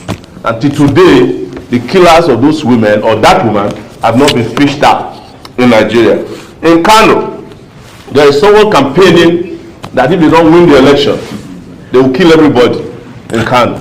In Borno State, it's the same thing. You go to Lagos, where the APC will swear, you cannot paste a poster if it's not Bola Ahmed Asiwaju's poster in Lagos. I just came back from Lagos. They have a team that tears anybody's poster that is not their candidate's poster. You cannot even pay for your poster or banner to be hosted in Lagos. They have a bureaucracy in place that makes it impossible for you to do.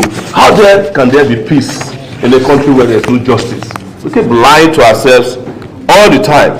I also want to say that for the rest of us, as you have treated us today, because we don't have resources and we don't have powerful connections, we don't have access to state resources.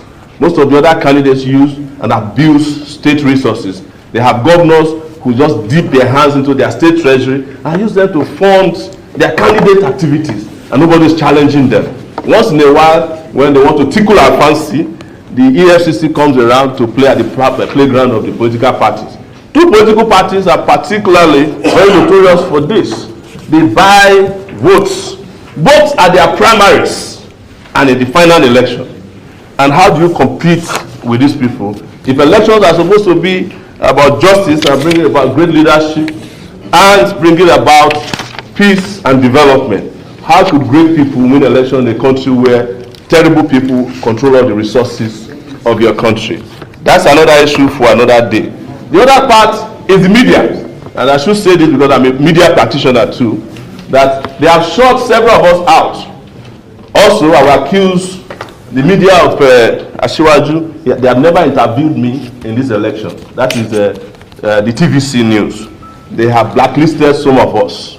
but they are supposed to be a public media that should address, that should attend to everybody. And the last thing I will say are security agencies.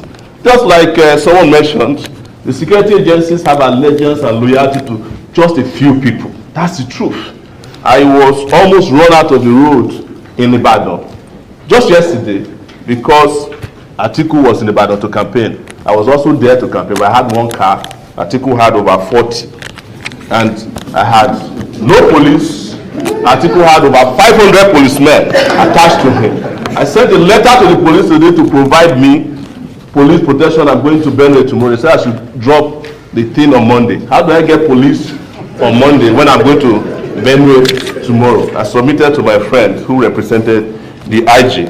I will just say finally that nobody should lose hope in this hall, especially those of us who are the receiving end of the injustices in this country. One day, the table will turn. Thank you very much. I'm the presidential candidate. Wọ́n sọ̀rọ̀ bí ọ̀rọ̀ epo àwọn á di 200 á di 5. Ẹ fọkàn balẹ̀, a máa gbé wálẹ̀. Ẹ lọ fọkàn balẹ̀, ẹ lọ fọkàn balẹ̀.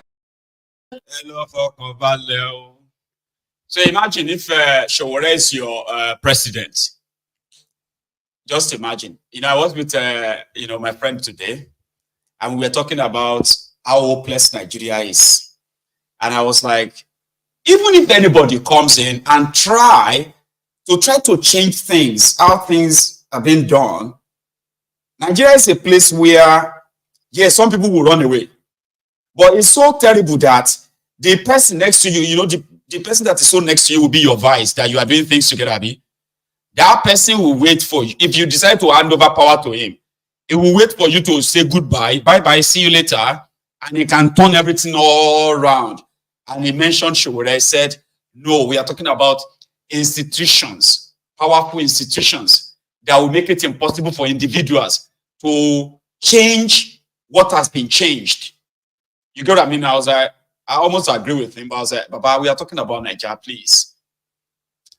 Well, we didn't have a conclusion on that. Right?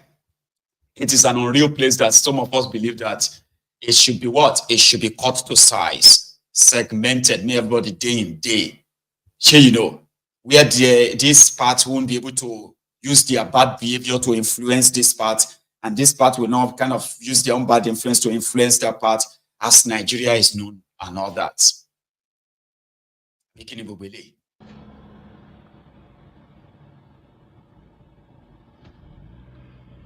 Officer of the law, officer of the law, officer of the law. What on, sir? I'm a man get change. This is 200. This is 300. 200. How much do you get? 1,000 I give you now. How much do you get? 200.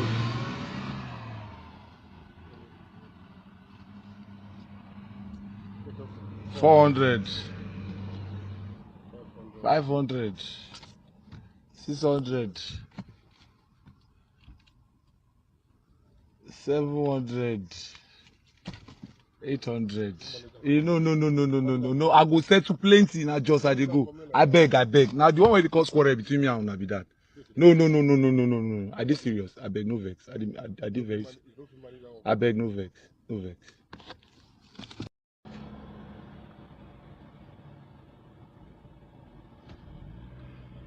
Officer of the law.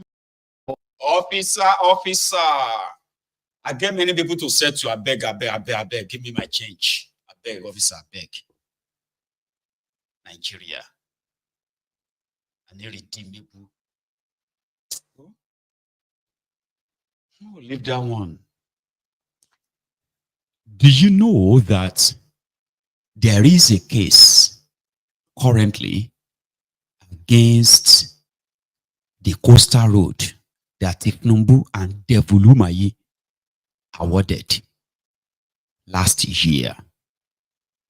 Remember that from the blues, Tinubu said he is doing a coastal road from Lagos to Calabar, 700 kilometers. Coastal Road. There was no bidding. There is no competition from any other companies. They said it's going to be a PPP, public-private partnership, which means a company is coming to build the road. Government is just going to clear the way for them. So this company already have the money to build the road, and they are going to put toll gates so that they can recoup their money. But when Tinubu decided to award it, he gave it to his friend, Gilbert Shaguri, for 15 trillion naira, equivalent of a $12 billion. There was no budgetary allocation for it, or budgetary provision for it. There was no proper bidding. There was no tender. What they usually do is that such projects, they will put it on the tender board for anybody interested. Then you put in your bid and say, you know what, we will build this road for 20 trillion. Our money. We'll go and borrow money to build it. Okay? But we are going to run it for 15 years to raise our money. Oh, no, we will build it for 14 trillion. And we are not doing 20 years. We'll do it for 10 years to recoup our money. That's what is called bidding. Nigeria was not supposed to pay a dime.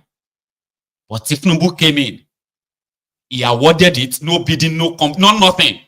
No provision in the budget. No money. So say at this 2024, we are going to spend 5 trillion naira on Coastal Road. We are going to spend 10 trillion naira on other road. Nothing. They just announced it. High-tech construction of Gilbert Shaguri, of Shaguri, a wanted terror sponsor, a wanted, you know that Shaguri is a wanted fraudster too. Yeah, he's an international criminal. Along. That's how that's why he's Tinubu's confidant. The Ministry of Works in Nigeria, led by Devulumayi, awarded the contract straight up and added 1.1 trillion naira cash and gave it to Shaguri. The next thing, they went straight to Lagos and started demolishing people's properties and claiming people's land. You know the story. So one lawyer now went to court. One lawyer now used the Freedom of Information Act to demand for the details. Give us the details of this, your Coastal Road. How you arrived at awarding it. How much is it that this road is going to cost? Where and where is it going to pass? Blah, blah, details. Devulumayi denied that information. You are using the public fund to build this project. It's a public project now. It's not even PPP. This is Nigeria want to fund this now. And Nigerians deserve to know the details of it. It should be public. No, it can't be public. Because that is how Tinubu run Lagos, and they are running Lagos. You just hear that they've awarded the contract to this and that. No bidding, no nothing. Nothing public. Everything shredded in secrecy. Shebi una talk say in build Lagos, may come build Nigeria. So that's what they are doing. They went and used Lagos state name to borrow 50 billion naira. 50 billion naira to start a mass transit project called BRT, Bus Rapid Transport. It's called Bus Rapid Transport. Lagos State Government projects. They use Lagos State name to borrow 50 billion naira. Today,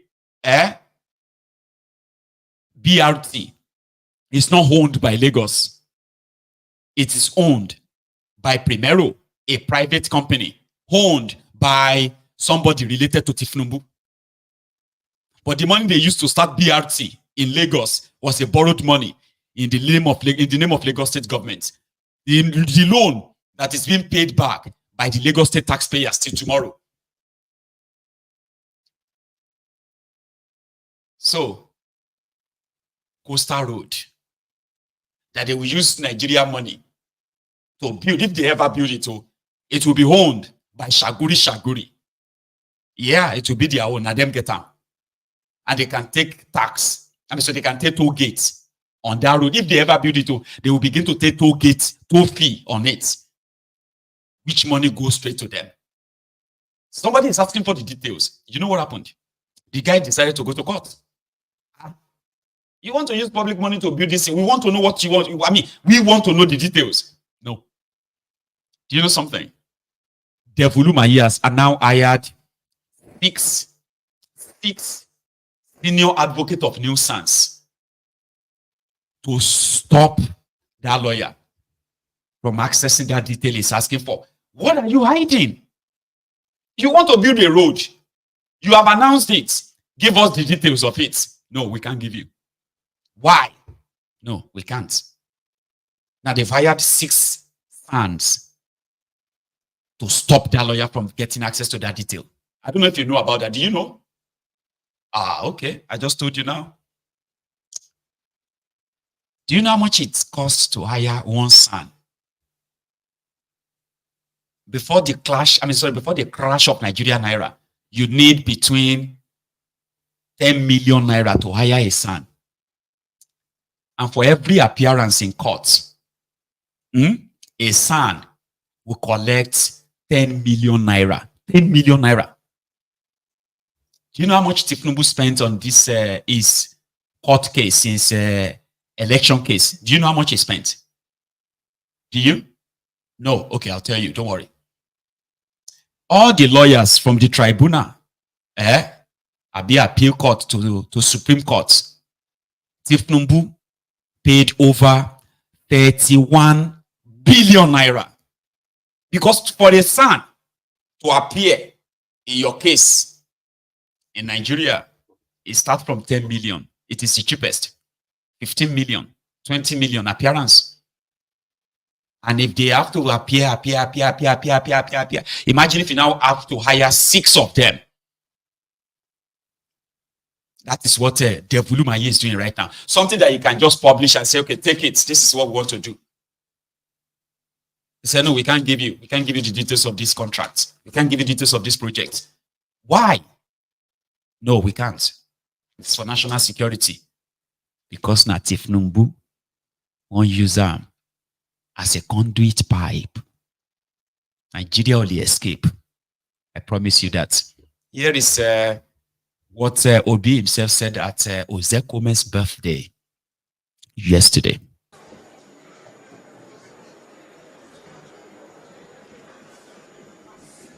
The chairman of the occasion and our own dear daddy, President Obasanjo, the co-chair, President Jonathan, and Dame Jonathan, let me very respectfully stand on all due and existing protocols. As directed by Governor Jang, my senior brother, let me most sincerely congratulate Professor Mike Ozokema today as he celebrates his 67th birthday. I use the occasion to urge him not to relent in your effort and contribution in building a better society. As society, our country today needs effort of all, so we do not bequeath our children anarchy and a third place. So, Michael Zuckerman, I urge you to continue in your contribution and urge all of us to do similar. May God Almighty, who has been with you all this while, and seeing your goodness, continue to bless you, grant you many more healthy, fruitful, and happy years, and continue to bless you and your family and our dear country, Nigeria, always. Thank you, and God bless all of you. I don't read social media anymore. They abuse the hell out of me.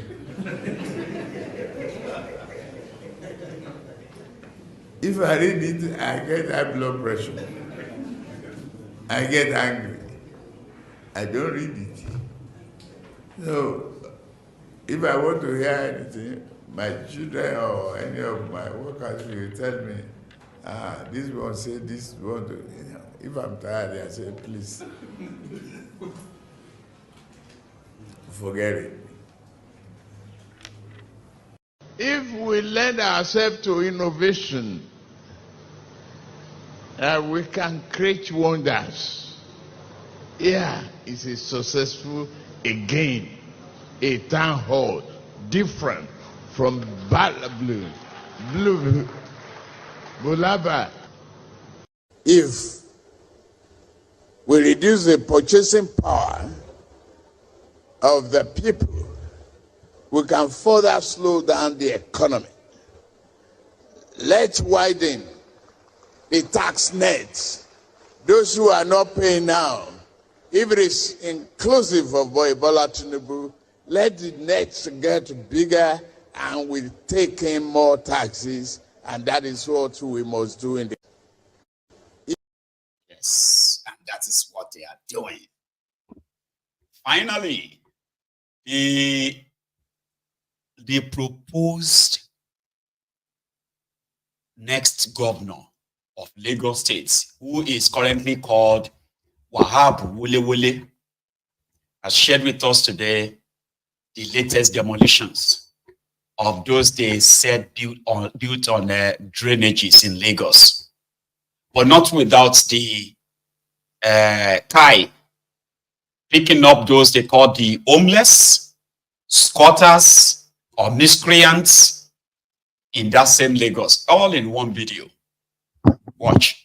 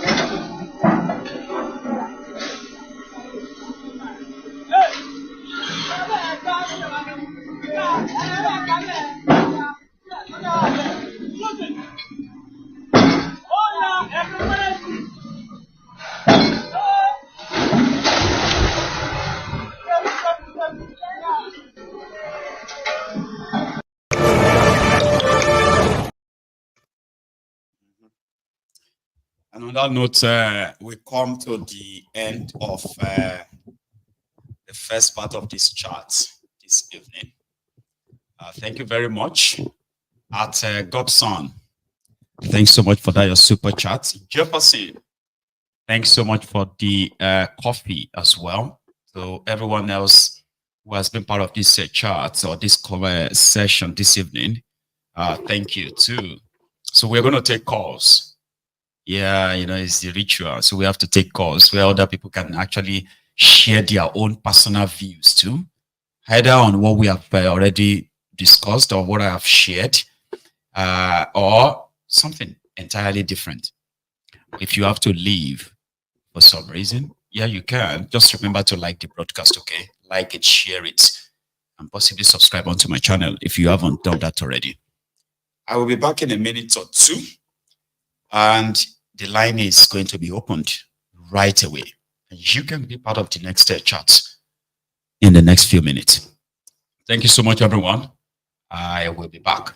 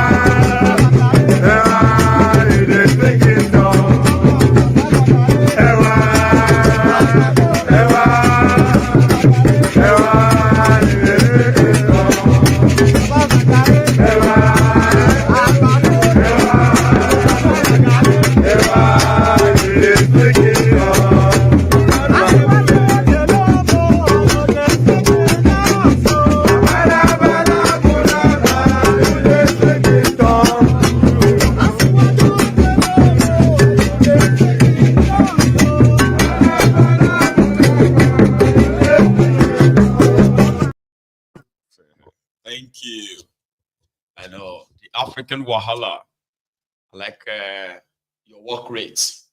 God bless you, bro. Right? Thank you so much, everyone, for your support. And indeed, we are almost at 100,000 subscribers on YouTube.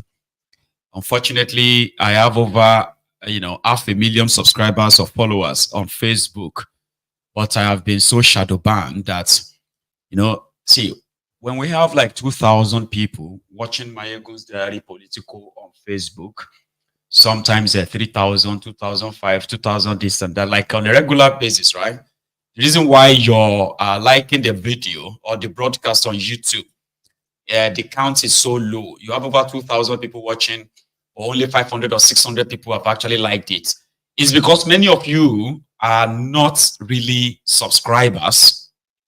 Also, a lot of us need to know that even if your email is Yahoo email, you don't even have to have a Gmail account.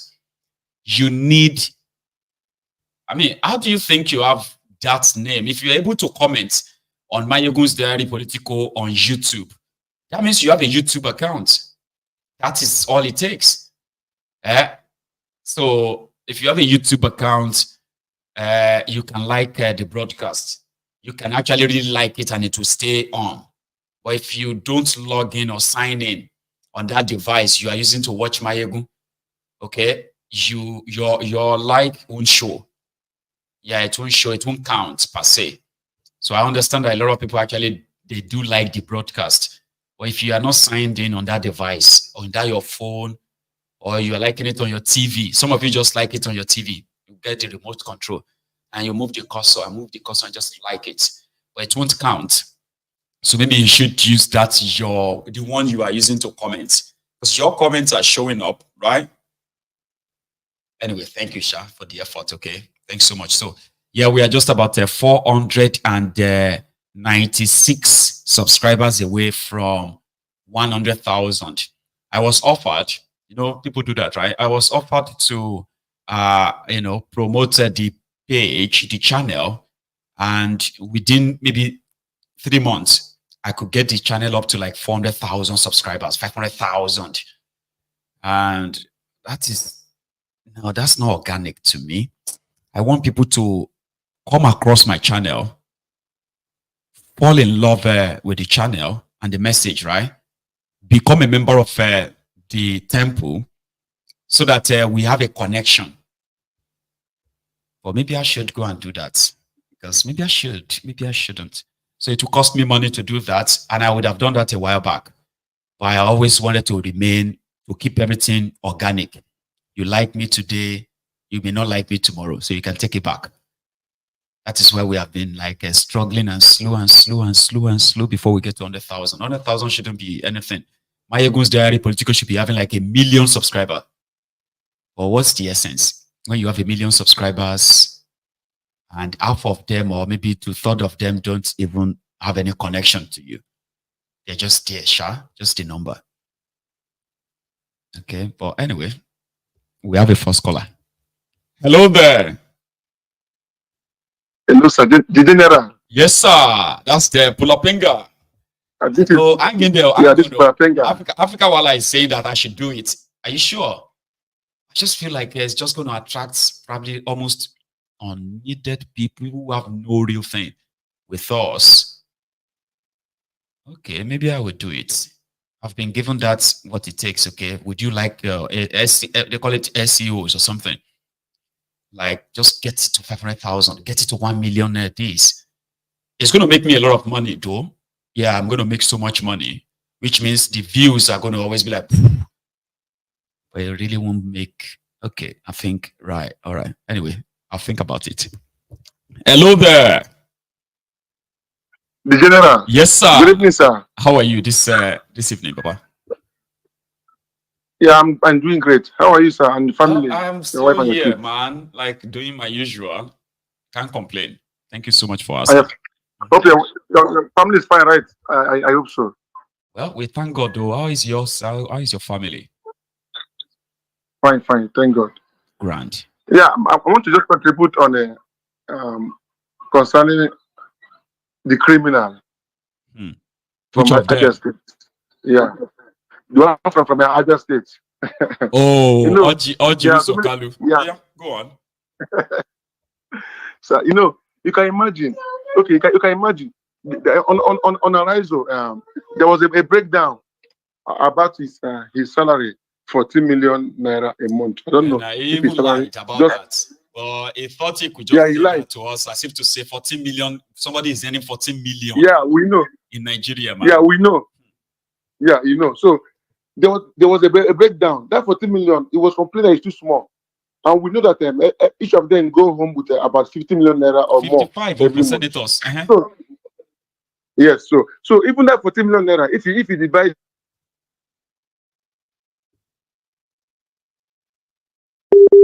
Oh, always have problem with that connection from this part of the world. The UAE. Can you hear me? Yes, I can hear you now. Can you hear me, sir? We can. Yes. Go on. Yeah, I said, yeah, the 40 million naira divided to 146, 150, 160 people, it will become 83,000 naira every month. But Tinubu is yet to pay 70,000 naira minimum wages. But he's complaining that 14 million naira is too small for him alone. But that, if he share it to 160 people, it will go 83,000 naira every month. It at least will be enough for 160 people to earn every month. But Nigerian senators goes home with 55 million naira.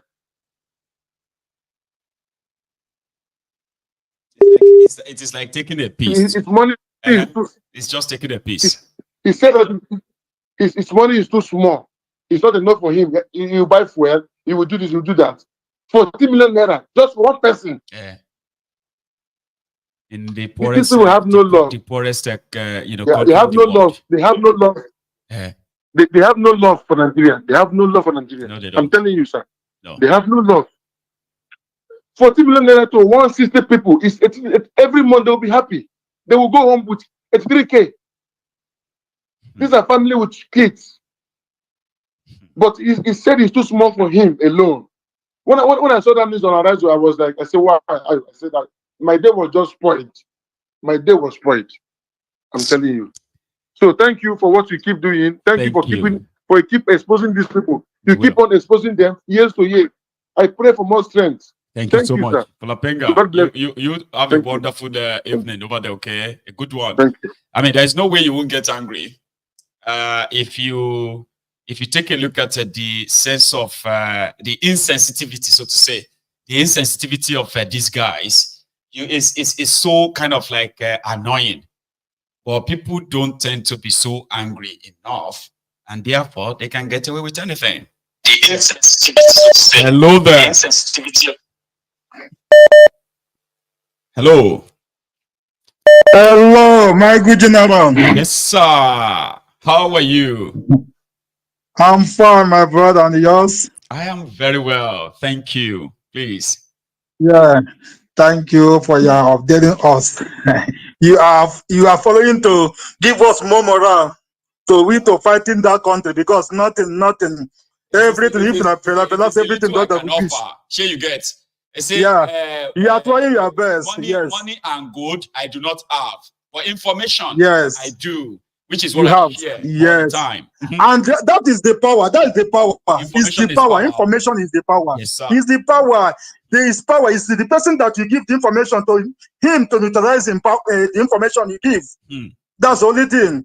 You are trying your best. So information, when you have information, you work on the information. But our people, nothing is going.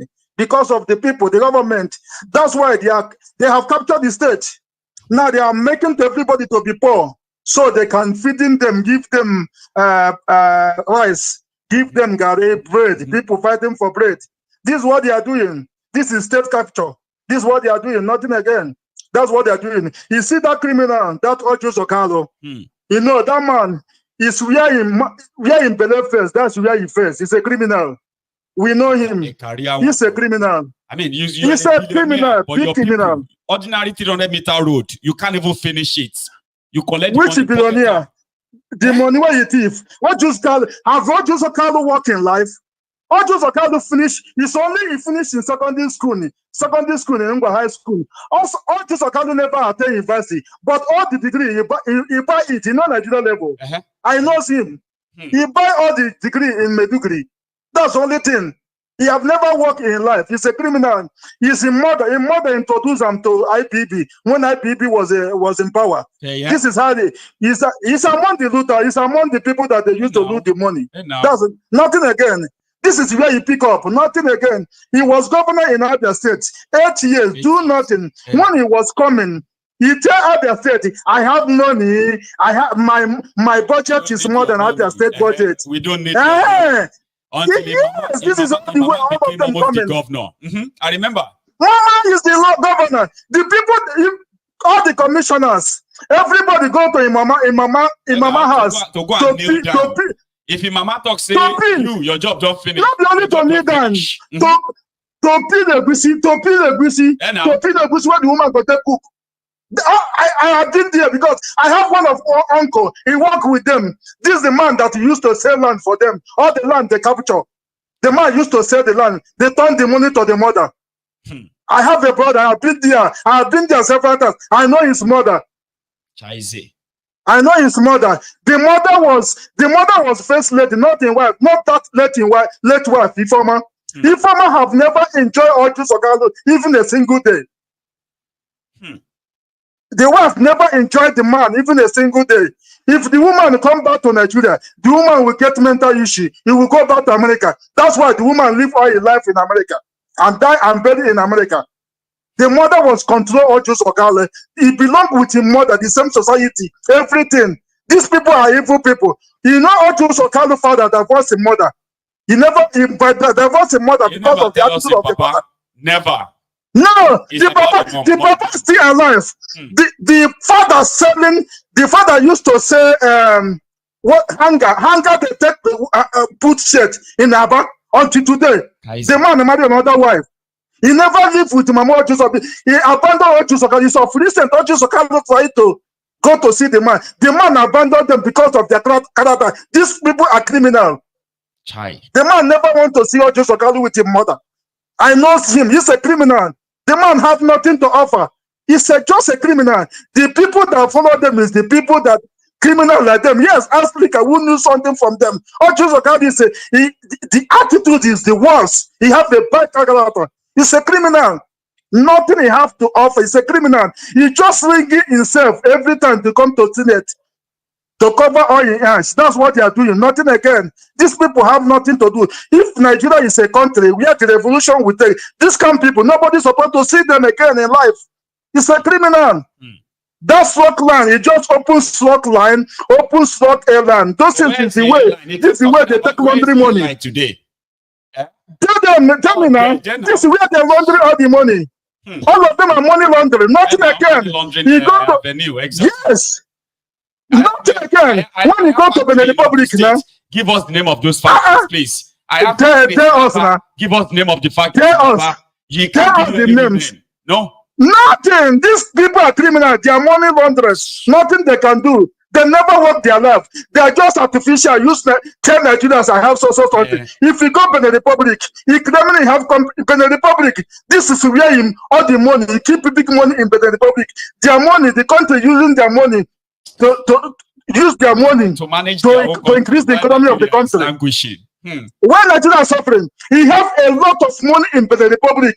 If you remove money in the Benin Republic, the country will shake. I tell you true. This is where they keep these monies. The man have the highest money. Benin Republic government respect him. Every regime, when they come, they respect him. He's a criminal. He's a common criminal. He have nothing to offer. So he has places to run to then. If Nigeria won't catch him, yes, he will just run away to this is where he have the highest investment in Africa. Is Benin Republic. Yes, that's slot line. That's slot line. He have like warehouse where he used to camouflage people. He used to import something, come there. Yeah. He's a criminal. He's a big criminal. He have a big estate in the Republic. When he will tell you, I importing goods, import not. He export not. He's a criminal. These people are money launderers, all of them. This is what they are doing. Nothing again. IPB corrupt that system that involve all the young people, all the millionaires you're hearing today is IPP boys. Now, let me tell you the truth. This is the money launderers. You get one for my own area. Money launderers. Smart guy. Yes. He's the owner of all of them. Maiyegun. Yes. Maiyegun. All of them. So what they did is that they create businesses to look legit. Here you get, but older guys now, most of them are older now. Like Uzor Kalu himself. Yeah, they are older guys now. Yes. They were in their 30s. When Babangida was yes. They were in their 30s. Yes, them laundering all the money. And now. Yes. If we come to the history of Nigeria, no millionaire, no Nigeria never have any billionaire. All of them are criminals. They are money laundering. Yes, don't contain yourself. All of them are money launderers. Nobody have do legit business. A businessman that will stand. Nobody in Nigeria will stand. Tell you, see where I started. All of them are money launderers. All of them involved. Yes, I know all of them. Don't mind the criminals, my brother. Thank you very much. God bless you, Manzi. You have a good one, eh? Nice one. So my line is still very much open. like I said, you can react to what has been said, or you can just tell us something that you have right in your mind, on your mind, that you've always wanted to let out. Okay, it could be your chance this evening. And also, I'm gonna let me take this so that we don't have any backlog. That is clogging the line for you. Okay, so I usually say this all the time, that when you take a look at the Nigerian rich people, most of them, all these our uncles here and there in that contraption, that are just stupendously rich. You will see that a lot of them didn't really create anything. Like you can say, okay, except some that will tell you that I am a trader. I was given a license. Some, they were given licenses to be the sole importer of this or that. It's not because they had any money, but somehow they had a connection with those in government at the time, and they did all this importation, that, and boom, they turned to billionaires. Right? Rather than then recreate that wealth, recreate it within Nigeria. No. Most of them just stick to that line. I mean, why are you creating something that you can easily just, continue to make that easy money? So when another government comes or another policy comes on, some of them just get kicked off at that billionaires table. And you just see that, this person has so much money. He's into importation of building materials. I say, okay, importation of building materials. Why didn't you just build a factory that is manufacturing that building materials? No, it's more convenient that way. So they've been given that license enough that they have been given import waivers. Man, the corruption in Nigeria, And that's why some people say that Nigerian billionaires can't really fight government, because your uncles can't fight government because their money is linked to that of people in government. Hello there. Hello. Hey, hello, Mr. Maiyegun. Hello, sir. How are you? Good. I'm calling from New York. I'm a silent listener of your program. I've been listening for like almost 5 years now. Oh my God. So thank you. Yeah. Finally, the silent watchers, the silent viewers decided to kind of come out today and add your voice. It's a pleasure, though. Thank you for joining us. Because what you play like about Tinubu is manifesto, just like some kind of manifesto, right? Yes, sir. You see, we shouldn't expect a big deal from what he's doing, because he already said he wanted what he wanted to do, and increase the widen the nice tax rates. Yes, their purchasing power. Yes, all those things. That is what he's doing. And it was so embarrassing, because most people that follow him, they were applauding him, not knowing that this is how he's going to get to them. And now we all see some of them are so shocked that I am even shocked that they are shocked. You get as young as I am, right? I kind of have an experience of Tinubu's tenure and all that. We all know that he almost removed Fashola. That one that came, that started doing something that is really visible in Lagos. That they felt like Fashola was going to outshine him and is not releasing enough money to him. We witnessed that, that they had to beg him seriously to let Fashola do second term. So now the people are now claiming that Tinubu built Lagos and all of that. I'm like, what are you expecting? Why are you so surprised today? What you are seeing in Nigeria today? Why are you surprised? We saw that. But they are shocking us. Say thank you for all your effort. I listen to you every time. Whenever sometimes to contribute, I do what I can do. So God is going to strengthen you. It's not an easy job. I know every day. Sometimes when I don't hear you, at least for here it's about 3 o'clock that you start, right? Yes, sir. And it's almost 6 o'clock now, isn't it? Yes. So I always try to listen, even if I miss it due to one reason or the other. I go back and listen. So God going to crown your effort, and I pray that that's what you can do. That I don't expect anything good from these people, because it's just what it is. And it's unfortunate that our people have to go through this again. It's sad. After 8 years of glory, People have to like go through this again. Eh? If you are saying that we are not affected, I must tell you, like those of us that are, are here too, we have families members. The call is just, so outrageous, like what is going on. But you can close your eyes and just say because you are here and that's it. You can't. So those of us are here, we are also affected. We are affected, and that's the prayer that we just see that these people, God will just intervene in that nation. And most of us we want to go back home too. I mean, after a while, nobody wants to be here forever. I don't want to be here forever. But with the way they are already doing it, I mean, it's sad, Baba. But yeah, let's hope that at some point people will get to see and identify who their real enemies are, and maybe they will have whatever is left in them to push back, fight back fully. Thank you so much. All right. Good job, okay? Thank you, sir. You have a big one, okay? Bless you. Indeed, some of us in the diaspora who probably will say, I am not affected.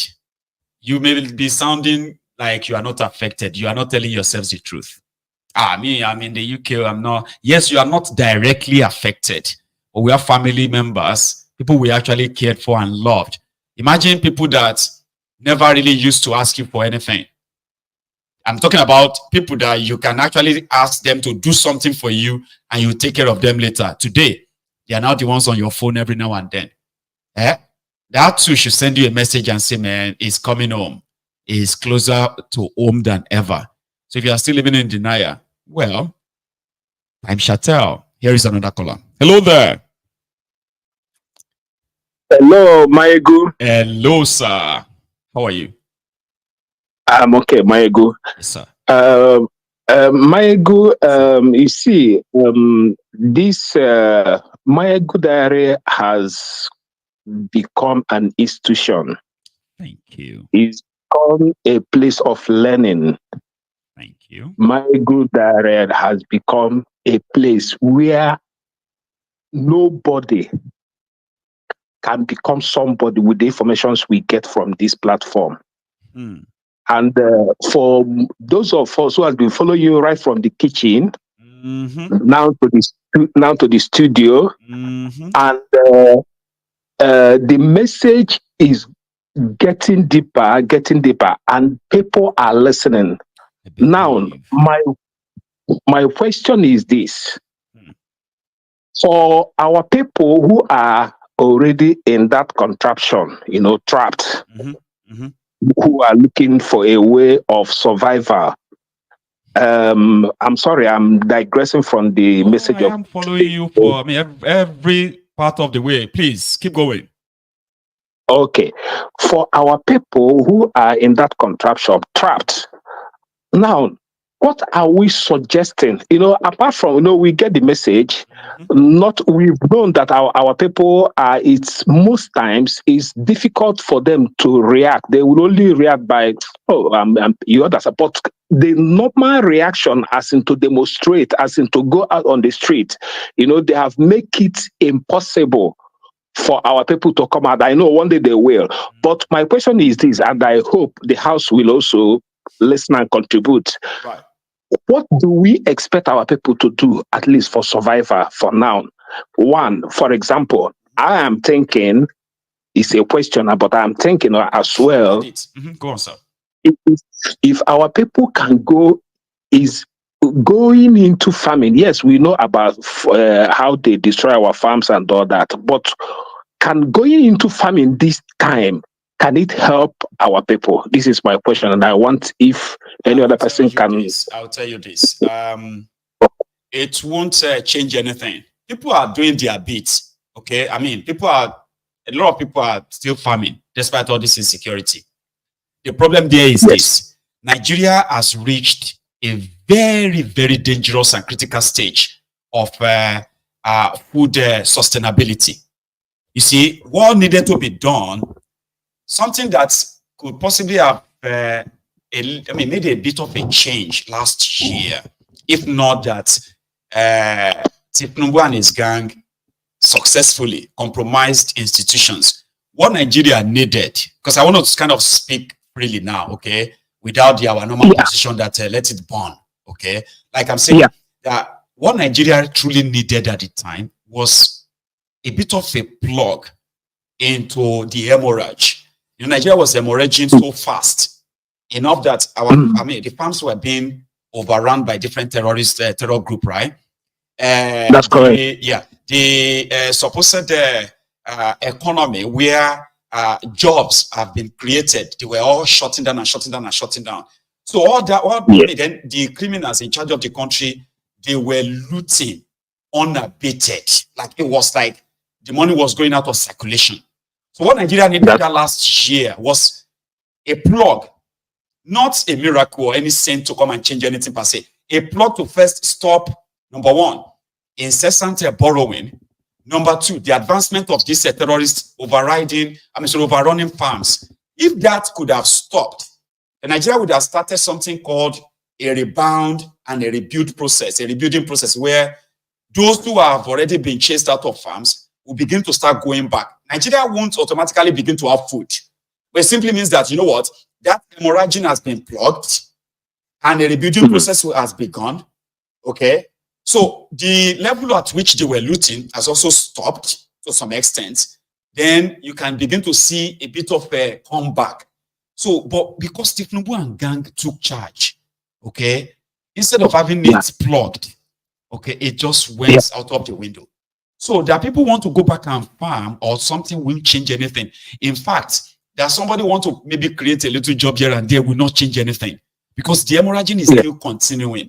Policies that destroy businesses, they are still being rolled out every now and then. Here you get. That's correct. So what needed to be done is that plugging thing has to be done.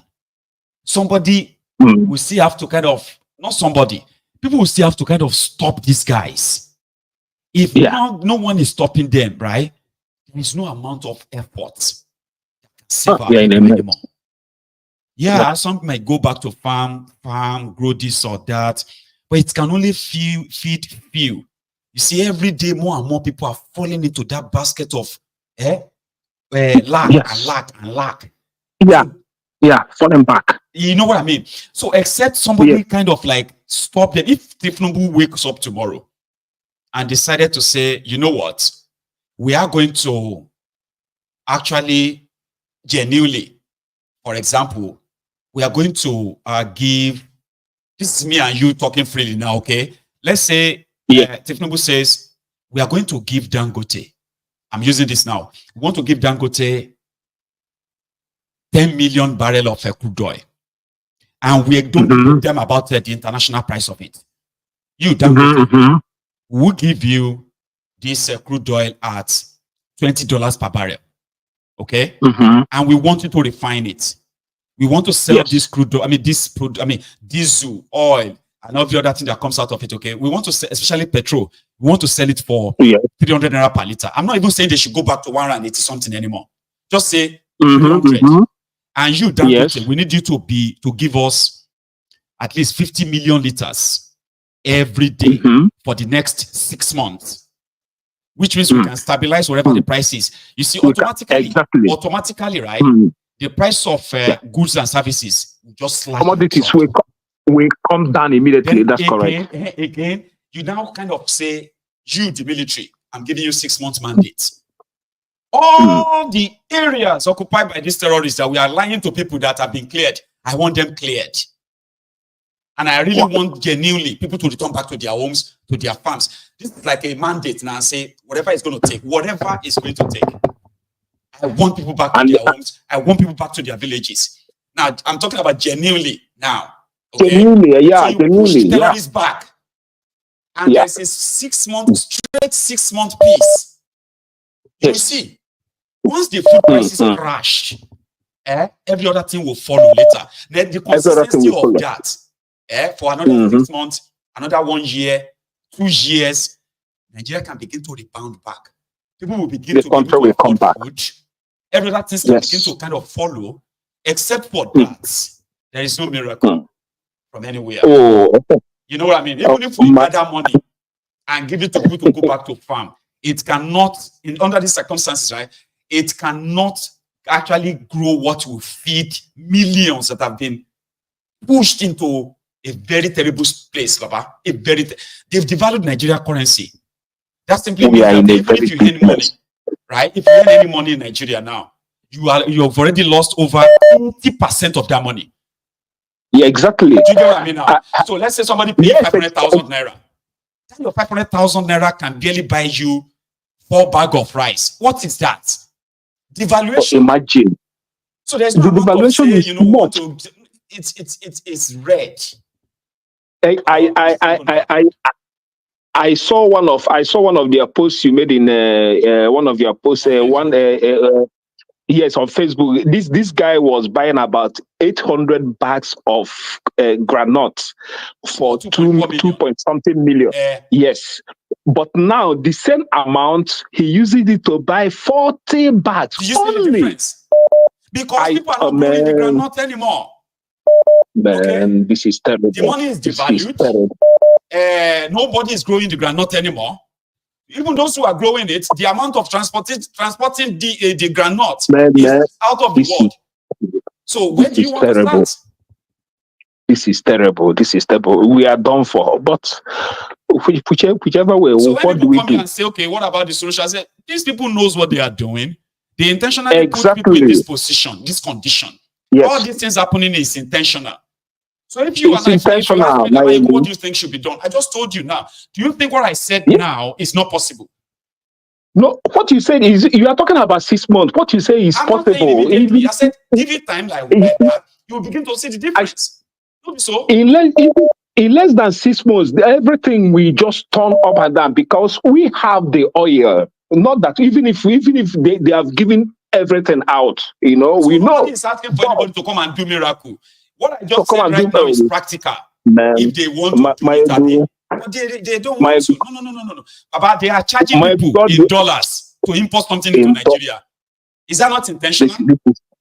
That is intentional, Maiyegun. That's intentional. The money we use, people are telling me that the money they use to clear 20, 40-foot containers is what they are now using to clear 5. Exactly, because the end users. And just imagine how terrible and wicked these people are. These people, even when the money comes to their, they just squander the money. The money don't even make it to the federal. They just share the money. Man, it's terrible. MaiyegunDiary, it's nice talking with you, and thank you. So and just keep it up. Mind you, you become hope for the hopeless. So, listening to you, hearing your voice, takes away. Too, man. Honestly. You understand depression and all that. God bless you, sir. Amen, and you too. Thank you so much. Okay, for calling in. Okay, you have a good one, sir. Yes, sir. So, I mean, let me say I can't sit down here and be telling you what I think should be done. But I will be wasting my time giving you ideas that we all know nobody is going to use. They want you to remain poor. They want to make it look like it's impossible to change these things. Your life can be changed in 6 months. All these stories of Nigeria don't spoil. Nigeria don't. It's because those who spoiled it are the ones still kind of telling you they want to fix it. You are going to deny them a lot of things. They will deny themselves a lot of things. So they don't want to do that. So I'm not going to come here every evening and begin to say, I will be fooling myself. That's why I would rather tell you more why Nigeria is not working, why it will never work. So if you are deluding yourself that maybe we should be advising these criminals who are intentionally destroying Nigeria, destroying you, then my platform is not for you. Nobody say we don't know what should be done. 6 months, they can change Nigeria. But they won't. That's the point. So what do? Break it up and let everybody go their separate ways. Emoji. Maiyegun, good evening, bro. Good evening to you, sir. How are you? Fine, and you? I'm very well. As I keep on saying, I said you have said your own. So many of us has listened. We've listened, we've understand it, and we have nothing to do about it anymore. The way it's going now, I think that these people are from the pit of hell, if there is hell. Honestly. Because this today, I was talking to my friend. I told my friend, like, during Jonathan spent 6 years. Any child that was born 6 years when Jonathan was there, 6 years, he's still in kindergarten. Then Buhari came in 2015, spent 8 years. The child is now 14 years. And Tinubu 16 years now. That's it. That's what I'm coming. And Tinubu came in, and with Buhari system, the guy had nothing. He never knew anything good. He doesn't know what street light is all about. He never tested any good food, complete food, like the way we grew up with. My mother can cook vegetable soup with a lot of rich inside. He never tested it. And Buhari came in, people are now picking. Tinubu came in, people are now picking things at the dustbin. Tinubu. And that child is almost 16 years. And 16 years, we know, is already an adult. 16 years is already an adult. He's no more. He's now semi-minor. Yeah, because 16 years during our time, 16 years is an SS1. The next 15 years or 17 years, he will write his WAEC. 18, 19 years, he's already university. So he can make decision. And with this kind of government till now, that child are born into suffering. And what do you expect him to be? A criminal. A criminal that knows nothing about life. Okay, people are just talking about the commodity and hardship they did. We that are in abroad now, before you can give somebody 10,000 naira, 5,000 naira. We that have long family, I have a long family. One now, if I want to share the money from my paycheck, I'm sharing up to $700. When I was in Germany, I can share up to 600 to 700 euros, which are almost about 1 million.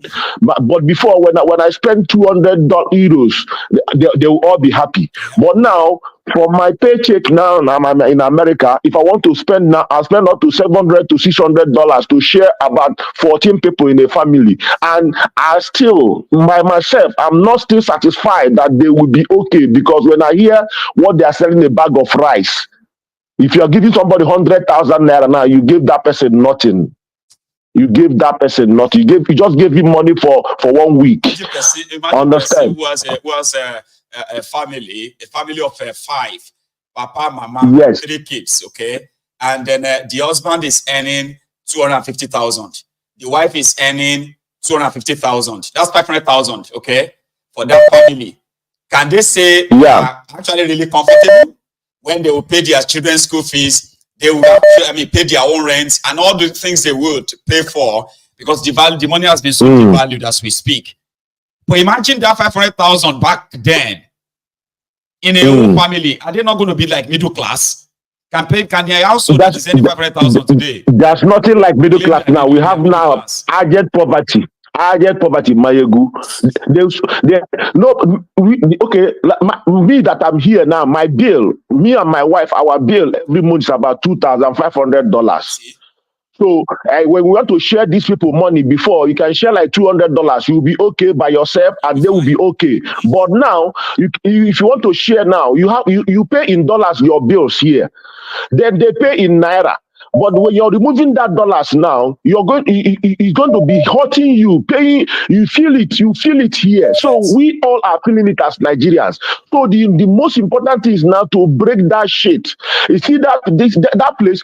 You see P2B, I pity P2B now, because there's not P2B cannot do. Like as you said, this thing now you said now, it's intentional. When you watch how Obama, when I see Obama talking, the other day I was watching Obama on a rally, talking bullshit about Trump, and I was looking at Obama. It's like I want to break my television, because I know how Obama tried to bring Buhari. I know what they did to bring Buhari. And later when Trump came in, Trump now said, don't bring this dead wood to me anymore. So Obama, as they are castigating Trump, they did not see that Buhari is a dead wood. But Trump, that he's stupid, that he's a liar, saw that Buhari is a dead wood. Now, Obama, they did all this irritation to bring Nigeria down, because during Jonathan, Nigeria was one of the fastest growing economy. So they don't want this competition. They said it was on paper. They said this or that, but it's a lie. It's a lie. People can feel it. People can feel it. A lot of people. But today, what do they have? A lot of people. A lot of people are going home from abroad. A lot of people are going home. Most of my friends went back from Germany to Nigeria. They started a business, which most of them run back again because of this hardship.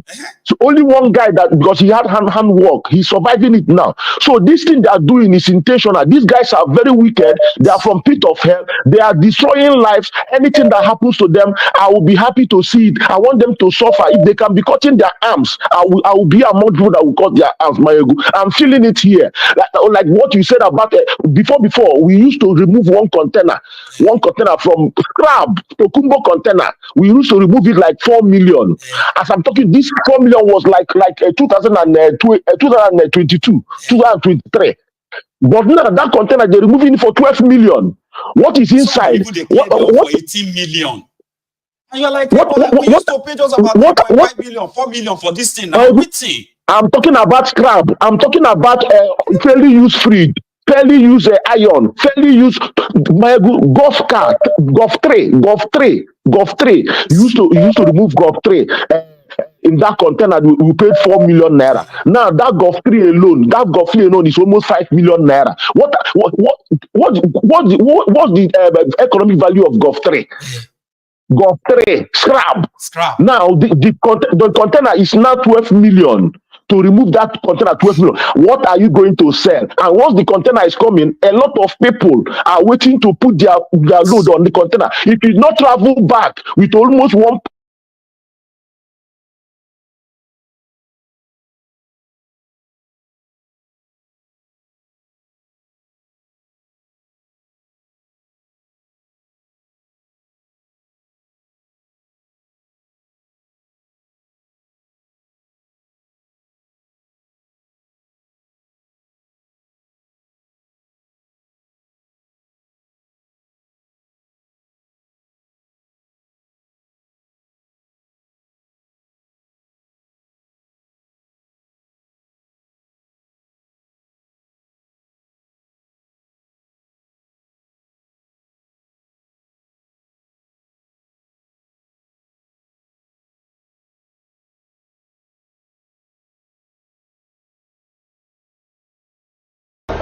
What shall I say unto the Lord? Yes, Lord. All I have to say, thank you, Lord. What shall I say? Thank you,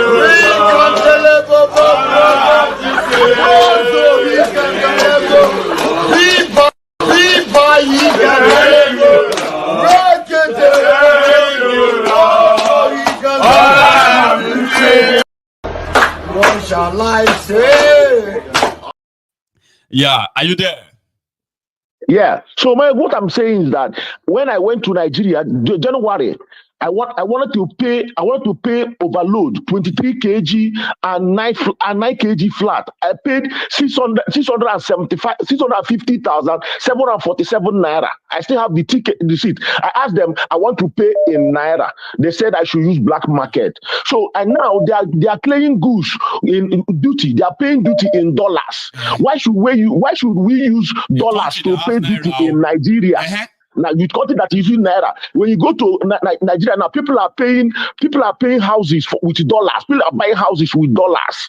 You know, he said, and somebody is telling me that they will do something to revive this country in the next 100 years. It's not going to work. The best thing to scatter it, war or the tsunami. Scatter it. Thank you so much, Maiyegun. Keep on doing what you're doing. Okay. Apologies, everyone. Our audio just disappeared at a point there for some reason. So I am going to probably take this as our last call this evening, and then we can call it a night. But I want to urge us, everyone, are still watching. So please, take a moment and like the broadcast, okay? Here. Hello there. Hello, good evening. Oh, good evening, ma'am. How are you? I'm fine. How are you? I am very well. So that's please. I think I just saw the saddest thing. That lady picking tomatoes from the floor. Honestly. I don't know what she was speaking. And those are just few ones that makes it to our screen, to the internet. A lot doesn't make it to the internet. It's really disheartening. It's really heartbreaking. And when you see, I mean, I grew up in. I don't even know where to start from. Nigerians are for everything that they say that we are. I know that we are a proud people. We are people with dignity, people who work hard. Generally, forget about the bad eggs. Forget about the hardworking people. To see someone like that go and just, stripping people of their dignity, making whatever hard work they've worked equal to zero, to the point where, did you see what she was picking from the floor? Did you see the road? Did you even see the next to drainage? The drainage itself? Next to drainage, and that is what, it really breaks down. Usually they will say, people have not started feeding from the dustbin, from dustbin. Oh, really? But they have, clearly, they started, if she felt confident, with no shame again and everything, because in her mind, she's thinking, you know what, if I don't pick up these, bits and pieces from here now, I'll probably go hungry or something like that. And I'm sure she's not the only one doing it. She's not the only one doing it. And I like what the last caller, because people need to understand what is actually going on with Africa in general. You see, these people don't want us to raise our head like this, even 1 second. People don't want to understand. People don't want to believe. Right? I like what he said about Obama. It's clear now. I want people to understand what Obama is and what he is not. He was never there to promote any kind of, you and I, we've talked about this. Yes. Republican, Democrats, at the end of the day, the foreign policy, the trade policies do not change for Africa. Africa is exactly where they want it to be. And Nigeria, the people within that, collective called Nigeria, right? People that they have seen are a threat to them. Which is this thing that is going on in Nigeria. It is planned. It is what they wanted. It is why they ensured the World Bank madman was given a podium and he was telling people that this hardship must continue. In fact, Tinubu must not reverse his policy. So our people must be subject. Oh my God, man. Yes. And they have their foot soldiers, people like Tinubu, people like you and I know they have compromise on that will ensure that whatever it is, whatever design that they have on this continent will surely happen. He has done exactly what they want him to do. And guess what? They want him to continue these 4 years. If people don't get that man out of this place, out of that place, what they want is 8 years of Nigerian suffering. Retrogression. Totally. Retrogression. Do you understand? Their greatest fear is a working West African country. I don't want to use Nigeria because I've always said to you, I think Nigeria belongs in the dustbin of history. We need to have a new, a new, how will I put it? We need to come together, a new trajectory, different nation, a new identity, a new approach, something different from what we currently have, Sha. Something different from what we currently have, a new identity, right? Separate from, disentangled or removed from whatever it is the Europeans have done, right? Because what they want, and exactly what the last caller was saying, right? Because if things were going, I know a lot of people that they said that if Nigeria starts to move in the right trajectory, they're going back home. They're going back home. People wanted to go back home. Can actually empty so many parts of this world of the best brains that have been, exported to them. We can actually empty them one after the other. One after the other. And that is what they don't want. Nigerians contribute a lot in every sphere we can find them in the whole world. So imagine that you have all of those people living at the same time. I even have sometimes I think to myself, they will even let us go. They will start bombing places and killing Nigerians because of all the, what they call it, the brain drain, all the intelligence that's going to move from their own end to another end. Exactly, the brain drain. The brain drain from their own end to the other end. They will not have access to all of that. right? So everything they're doing is perfectly engineered by them. But I think one of the most important things I wanted to say here, right, in as much as we clamor for a regional government or everyone go their separate ways, the first block, Maiyegun, is that the people have to agree that you cannot let criminals rule you. No.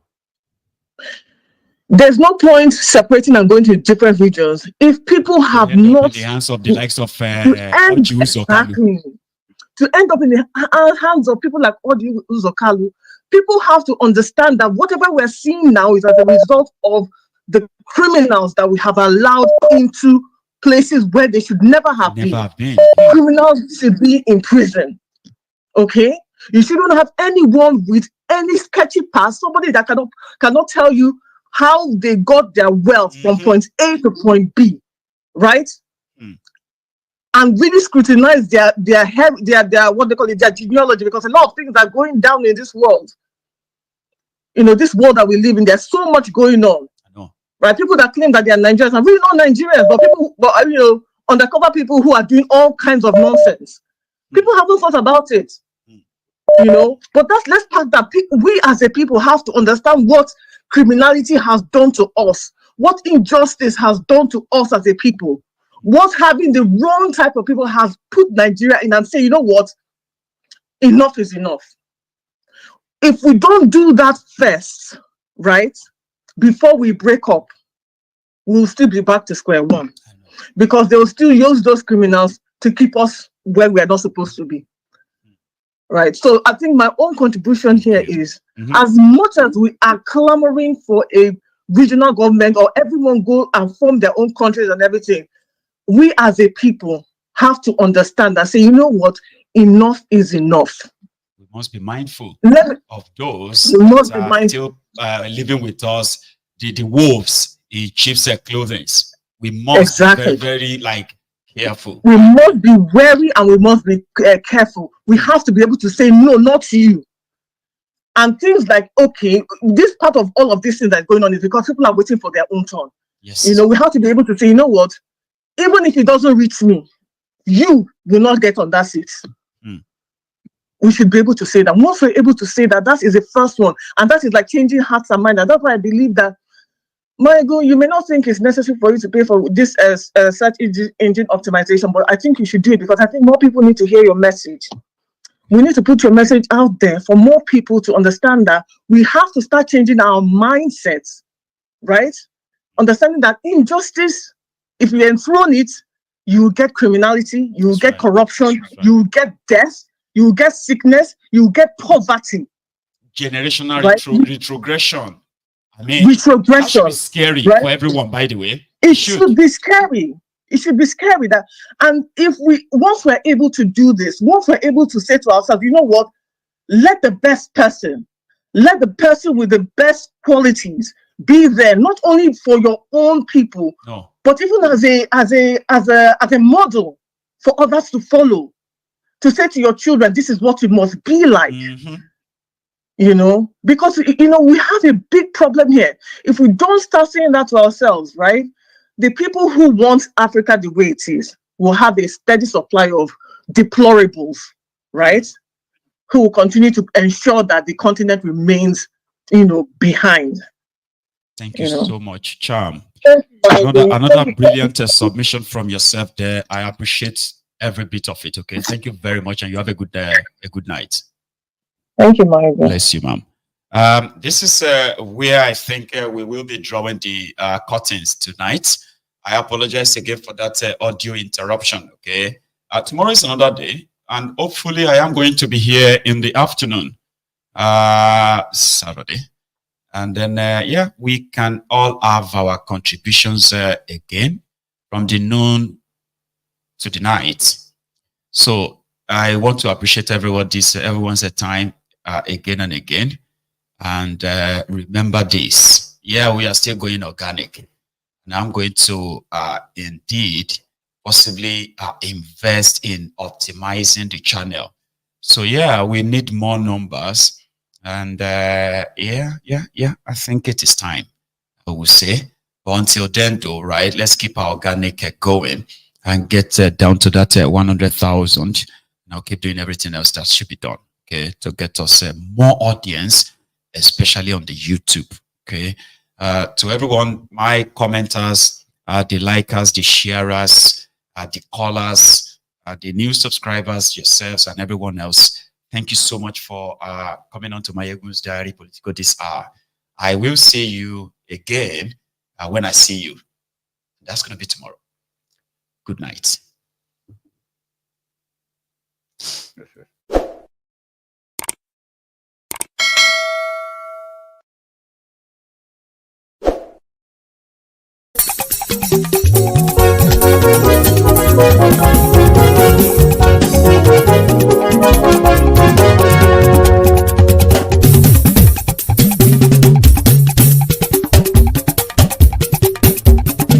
Maiyegun làwa mọ̀ làmọ̀ tó dòdòdò.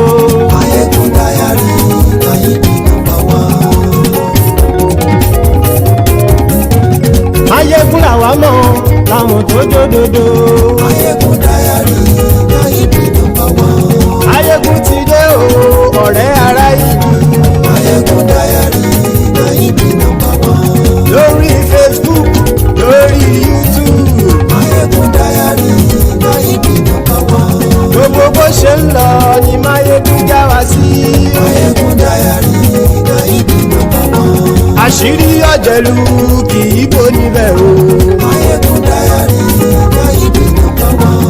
Bó bá ṣe eré àní Maiyegun máa wí. MaiyegunDiary, Maiyegun number one. Ó sì tún ṣe eré wàá gbọ́ níbẹ̀ o. MaiyegunDiary, Maiyegun number one. MaiyegunDiary, Diary Politico. MaiyegunDiary, Maiyegun number one. Godfatherism kò sí lọ́rọ̀ Maiyegun. MaiyegunDiary, Maiyegun number one. Ẹ farabalẹ̀ sẹ́ o kẹgọ́rọ̀ lẹ́nu o. MaiyegunDiary, Maiyegun number one. Àní Maiyegun làwa mọ̀ tó dòdòdò. MaiyegunDiary, Maiyegun number one.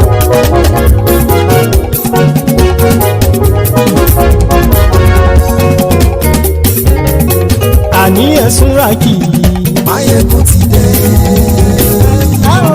Maiyegun ti dé. Ọ̀jẹ̀lú ẹ̀sùn rákì. Maiyegun ti dé. Àní ẹ̀sùn rákì. Maiyegun ti dé. Lórí Facebook. Maiyegun ti dé. Àní ẹ̀sùn rákì. Maiyegun ti dé. Lórí YouTube. Maiyegun ti dé. Àní ẹ̀sùn rákì. Maiyegun ti dé. Bọ́ bàbá gbé wúrẹ́. Maiyegun máa wí. Àní ẹ̀sùn rákì. Maiyegun ti dé. Ijó ìgbádìyẹ. Maiyegun máa wí. Àní ẹ̀sùn rákì. Maiyegun ti dé. Pẹ̀sìdó bá rúfin o. Maiyegun máa wí. Àní ẹ̀sùn rákì. Maiyegun ti dé. Bí gómìnà kówó jẹ. Maiyegun máa wí. Àní ẹ̀sùn rákì. Maiyegun ti dé. Ọlọ́pàá ti ń darí bá. Maiyegun máa wí. Àní ẹ̀sùn rákì. Maiyegun ti dé. Aṣòfin tí ń rúfin o. Maiyegun máa wí. Àní ẹ̀sùn rákì. Maiyegun ti dé. Òkúra olóṣèlú. Maiyegun máa wí. Àní ẹ̀sùn rákì. Maiyegun ti dé. Ọ̀jẹ̀lú ẹ̀sùn rákì. Maiyegun ti dé. Àní ẹ̀sùn rákì. Maiyegun ti dé.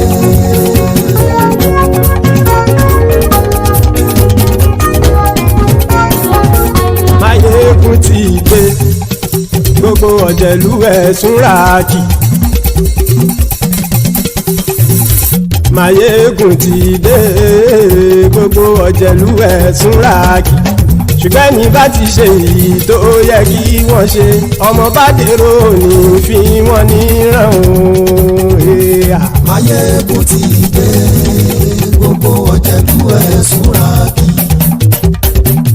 Maiyegun ti dé. Gbogbo ọ̀jẹ̀lú ẹ̀sùn rákì. Ṣùgbọ́n ní bá ti ṣe èyí tó yẹ kí wọ́n ṣe, ọmọ bá dèrò ní fi wọ́n níran. Wọ́n fowó bẹ́ẹ̀ o. Maiyegun ó sọ pé wọ́n ò bẹ́ẹ̀. Wọ́n fowó bẹ́ẹ̀. Maiyegun ó sọ pé wọ́n ò bẹ́ẹ̀. oníkan ṣáàtì ṣe èyí tó yẹ kí wọ́n ṣe fáwọn ará ìlú tó gbé wọn débẹ̀ o àyè. Maiyegun ti dé gbogbo ọ̀jẹ̀lú ẹ̀ súnra kì. Maiyegun ti dé gbogbo ọ̀jẹ̀lú ẹ̀ súnra kì. Ṣùgbọ́n ní má ti ṣe yìí tó yẹ kí wọ́n ṣe ọmọ bá dẹ́rọ̀ ò ní fi wọ́n níran.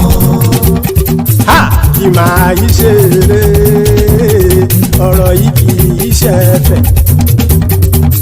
Kì máa yí ṣeré ọ̀rọ̀ yìí kì í ṣẹ̀fẹ̀.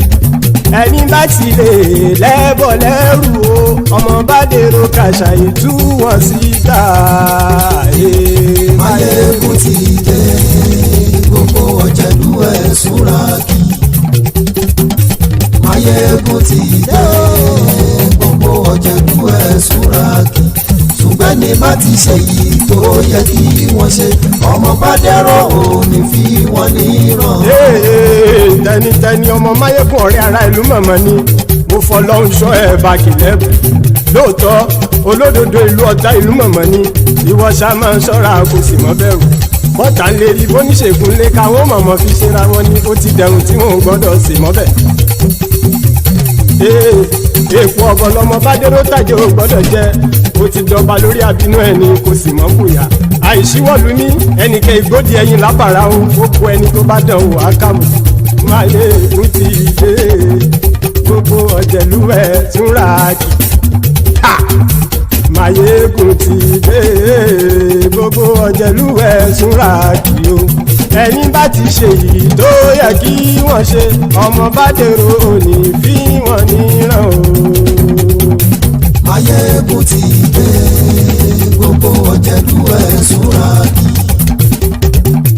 Maiyegun ti dé gbogbo ọ̀jẹ̀lú ẹ̀ súnra kì. Ṣùgbọ́n ní má ti ṣe yìí tó yẹ kí wọ́n ṣe ọmọ bá dẹ́rọ̀ ò ní fi wọ́n níran.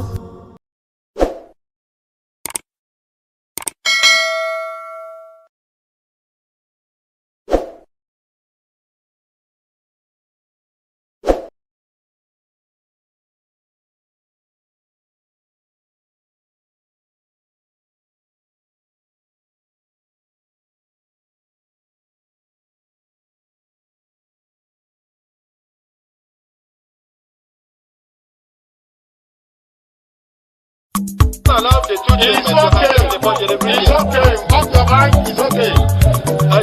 She off your mind. Chai! Now wow, people wey suppose talk truth to power don off mind. And if we talk, na 500,000 they go sama us call am hate speech. But fear not, Maiyegun don come. Him go torchlight every corner, nooks and cranny of all these bad people wey dey spoil our country.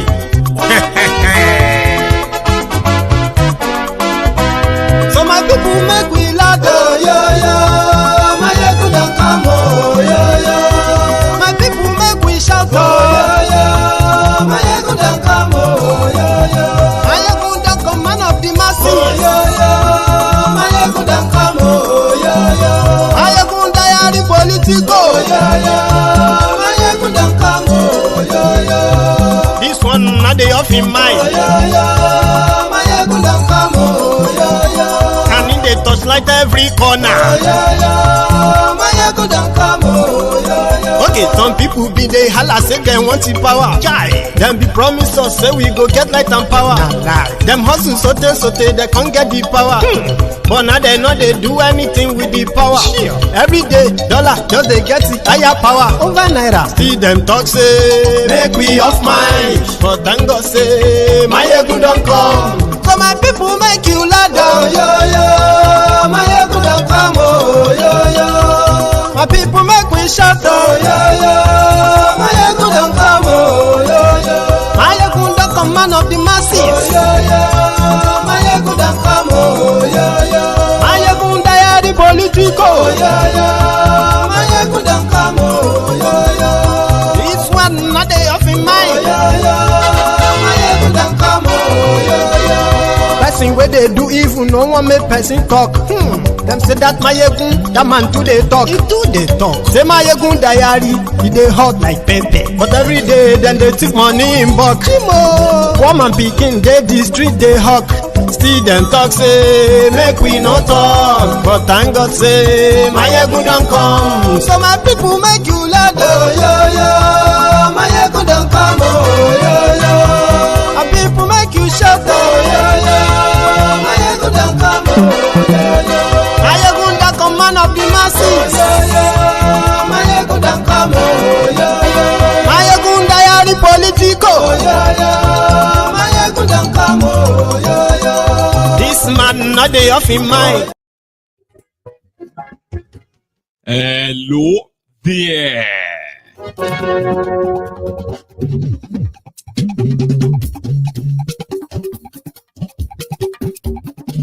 Maiyegun làwọn mọ̀ làwọn tó lódodo.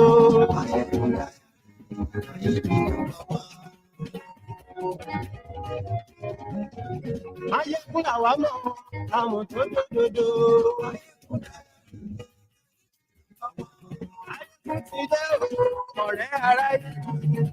Good morning to you.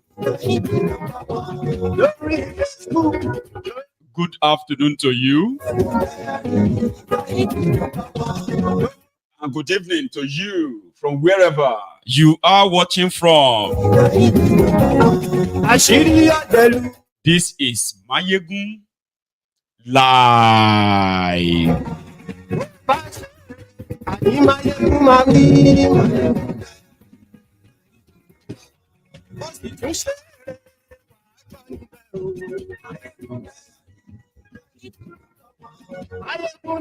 Thank you very much for joining me. Please read beyond the caption of this broadcast. Try and read the description as well. Like it. Share it. Invite your friends. Invite your not so friendly friends and tell them, Maiyegun today.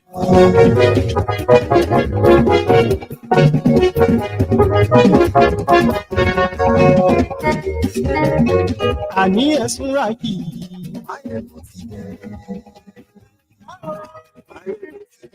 Ọ̀jẹ̀lú esunraki.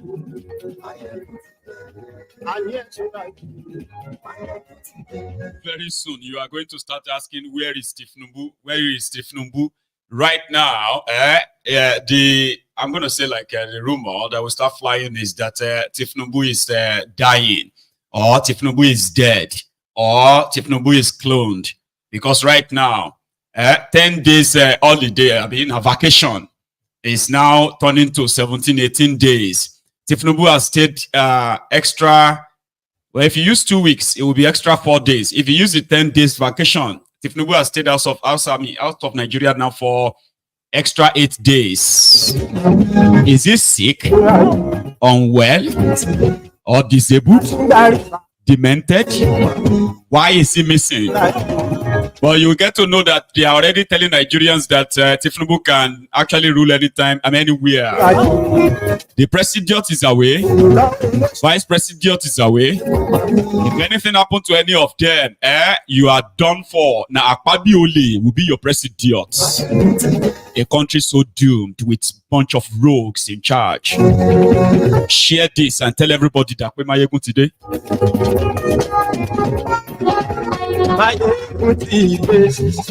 Thank you, Mutide.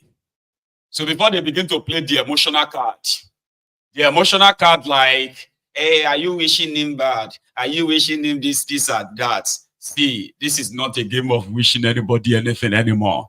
You were saddled, you were unfortunate, right? For 8 solid years of Bokwari, a sick, demented Bokwari was in charge, a lifeless mannequin was in charge of Nigeria, and 8 years after, Nigeria is half dead. Now you now found yourself at the mercy of a drug dealer, a drug addict, jaga banditi, jaga addicti, aṣíwájú àwọn addicti, aṣíwájú àwọn agbèrò, aṣíwájú àwọn olè, aṣíwájú àwọn atọ̀ọ́lé. Again, a lot of you have no idea how much of your lives they are stealing from you, mortgaging right right now. So when they are done, if you are still alive, chai, I can only imagine. So this is not a game of wish this or that. As a lot of you are dying already of preventable diseases, preventable sicknesses, that you are kind of jumping from pillar to post looking for the agbo malaria, right? Tinubu is accessing the best medical health care that money can buy.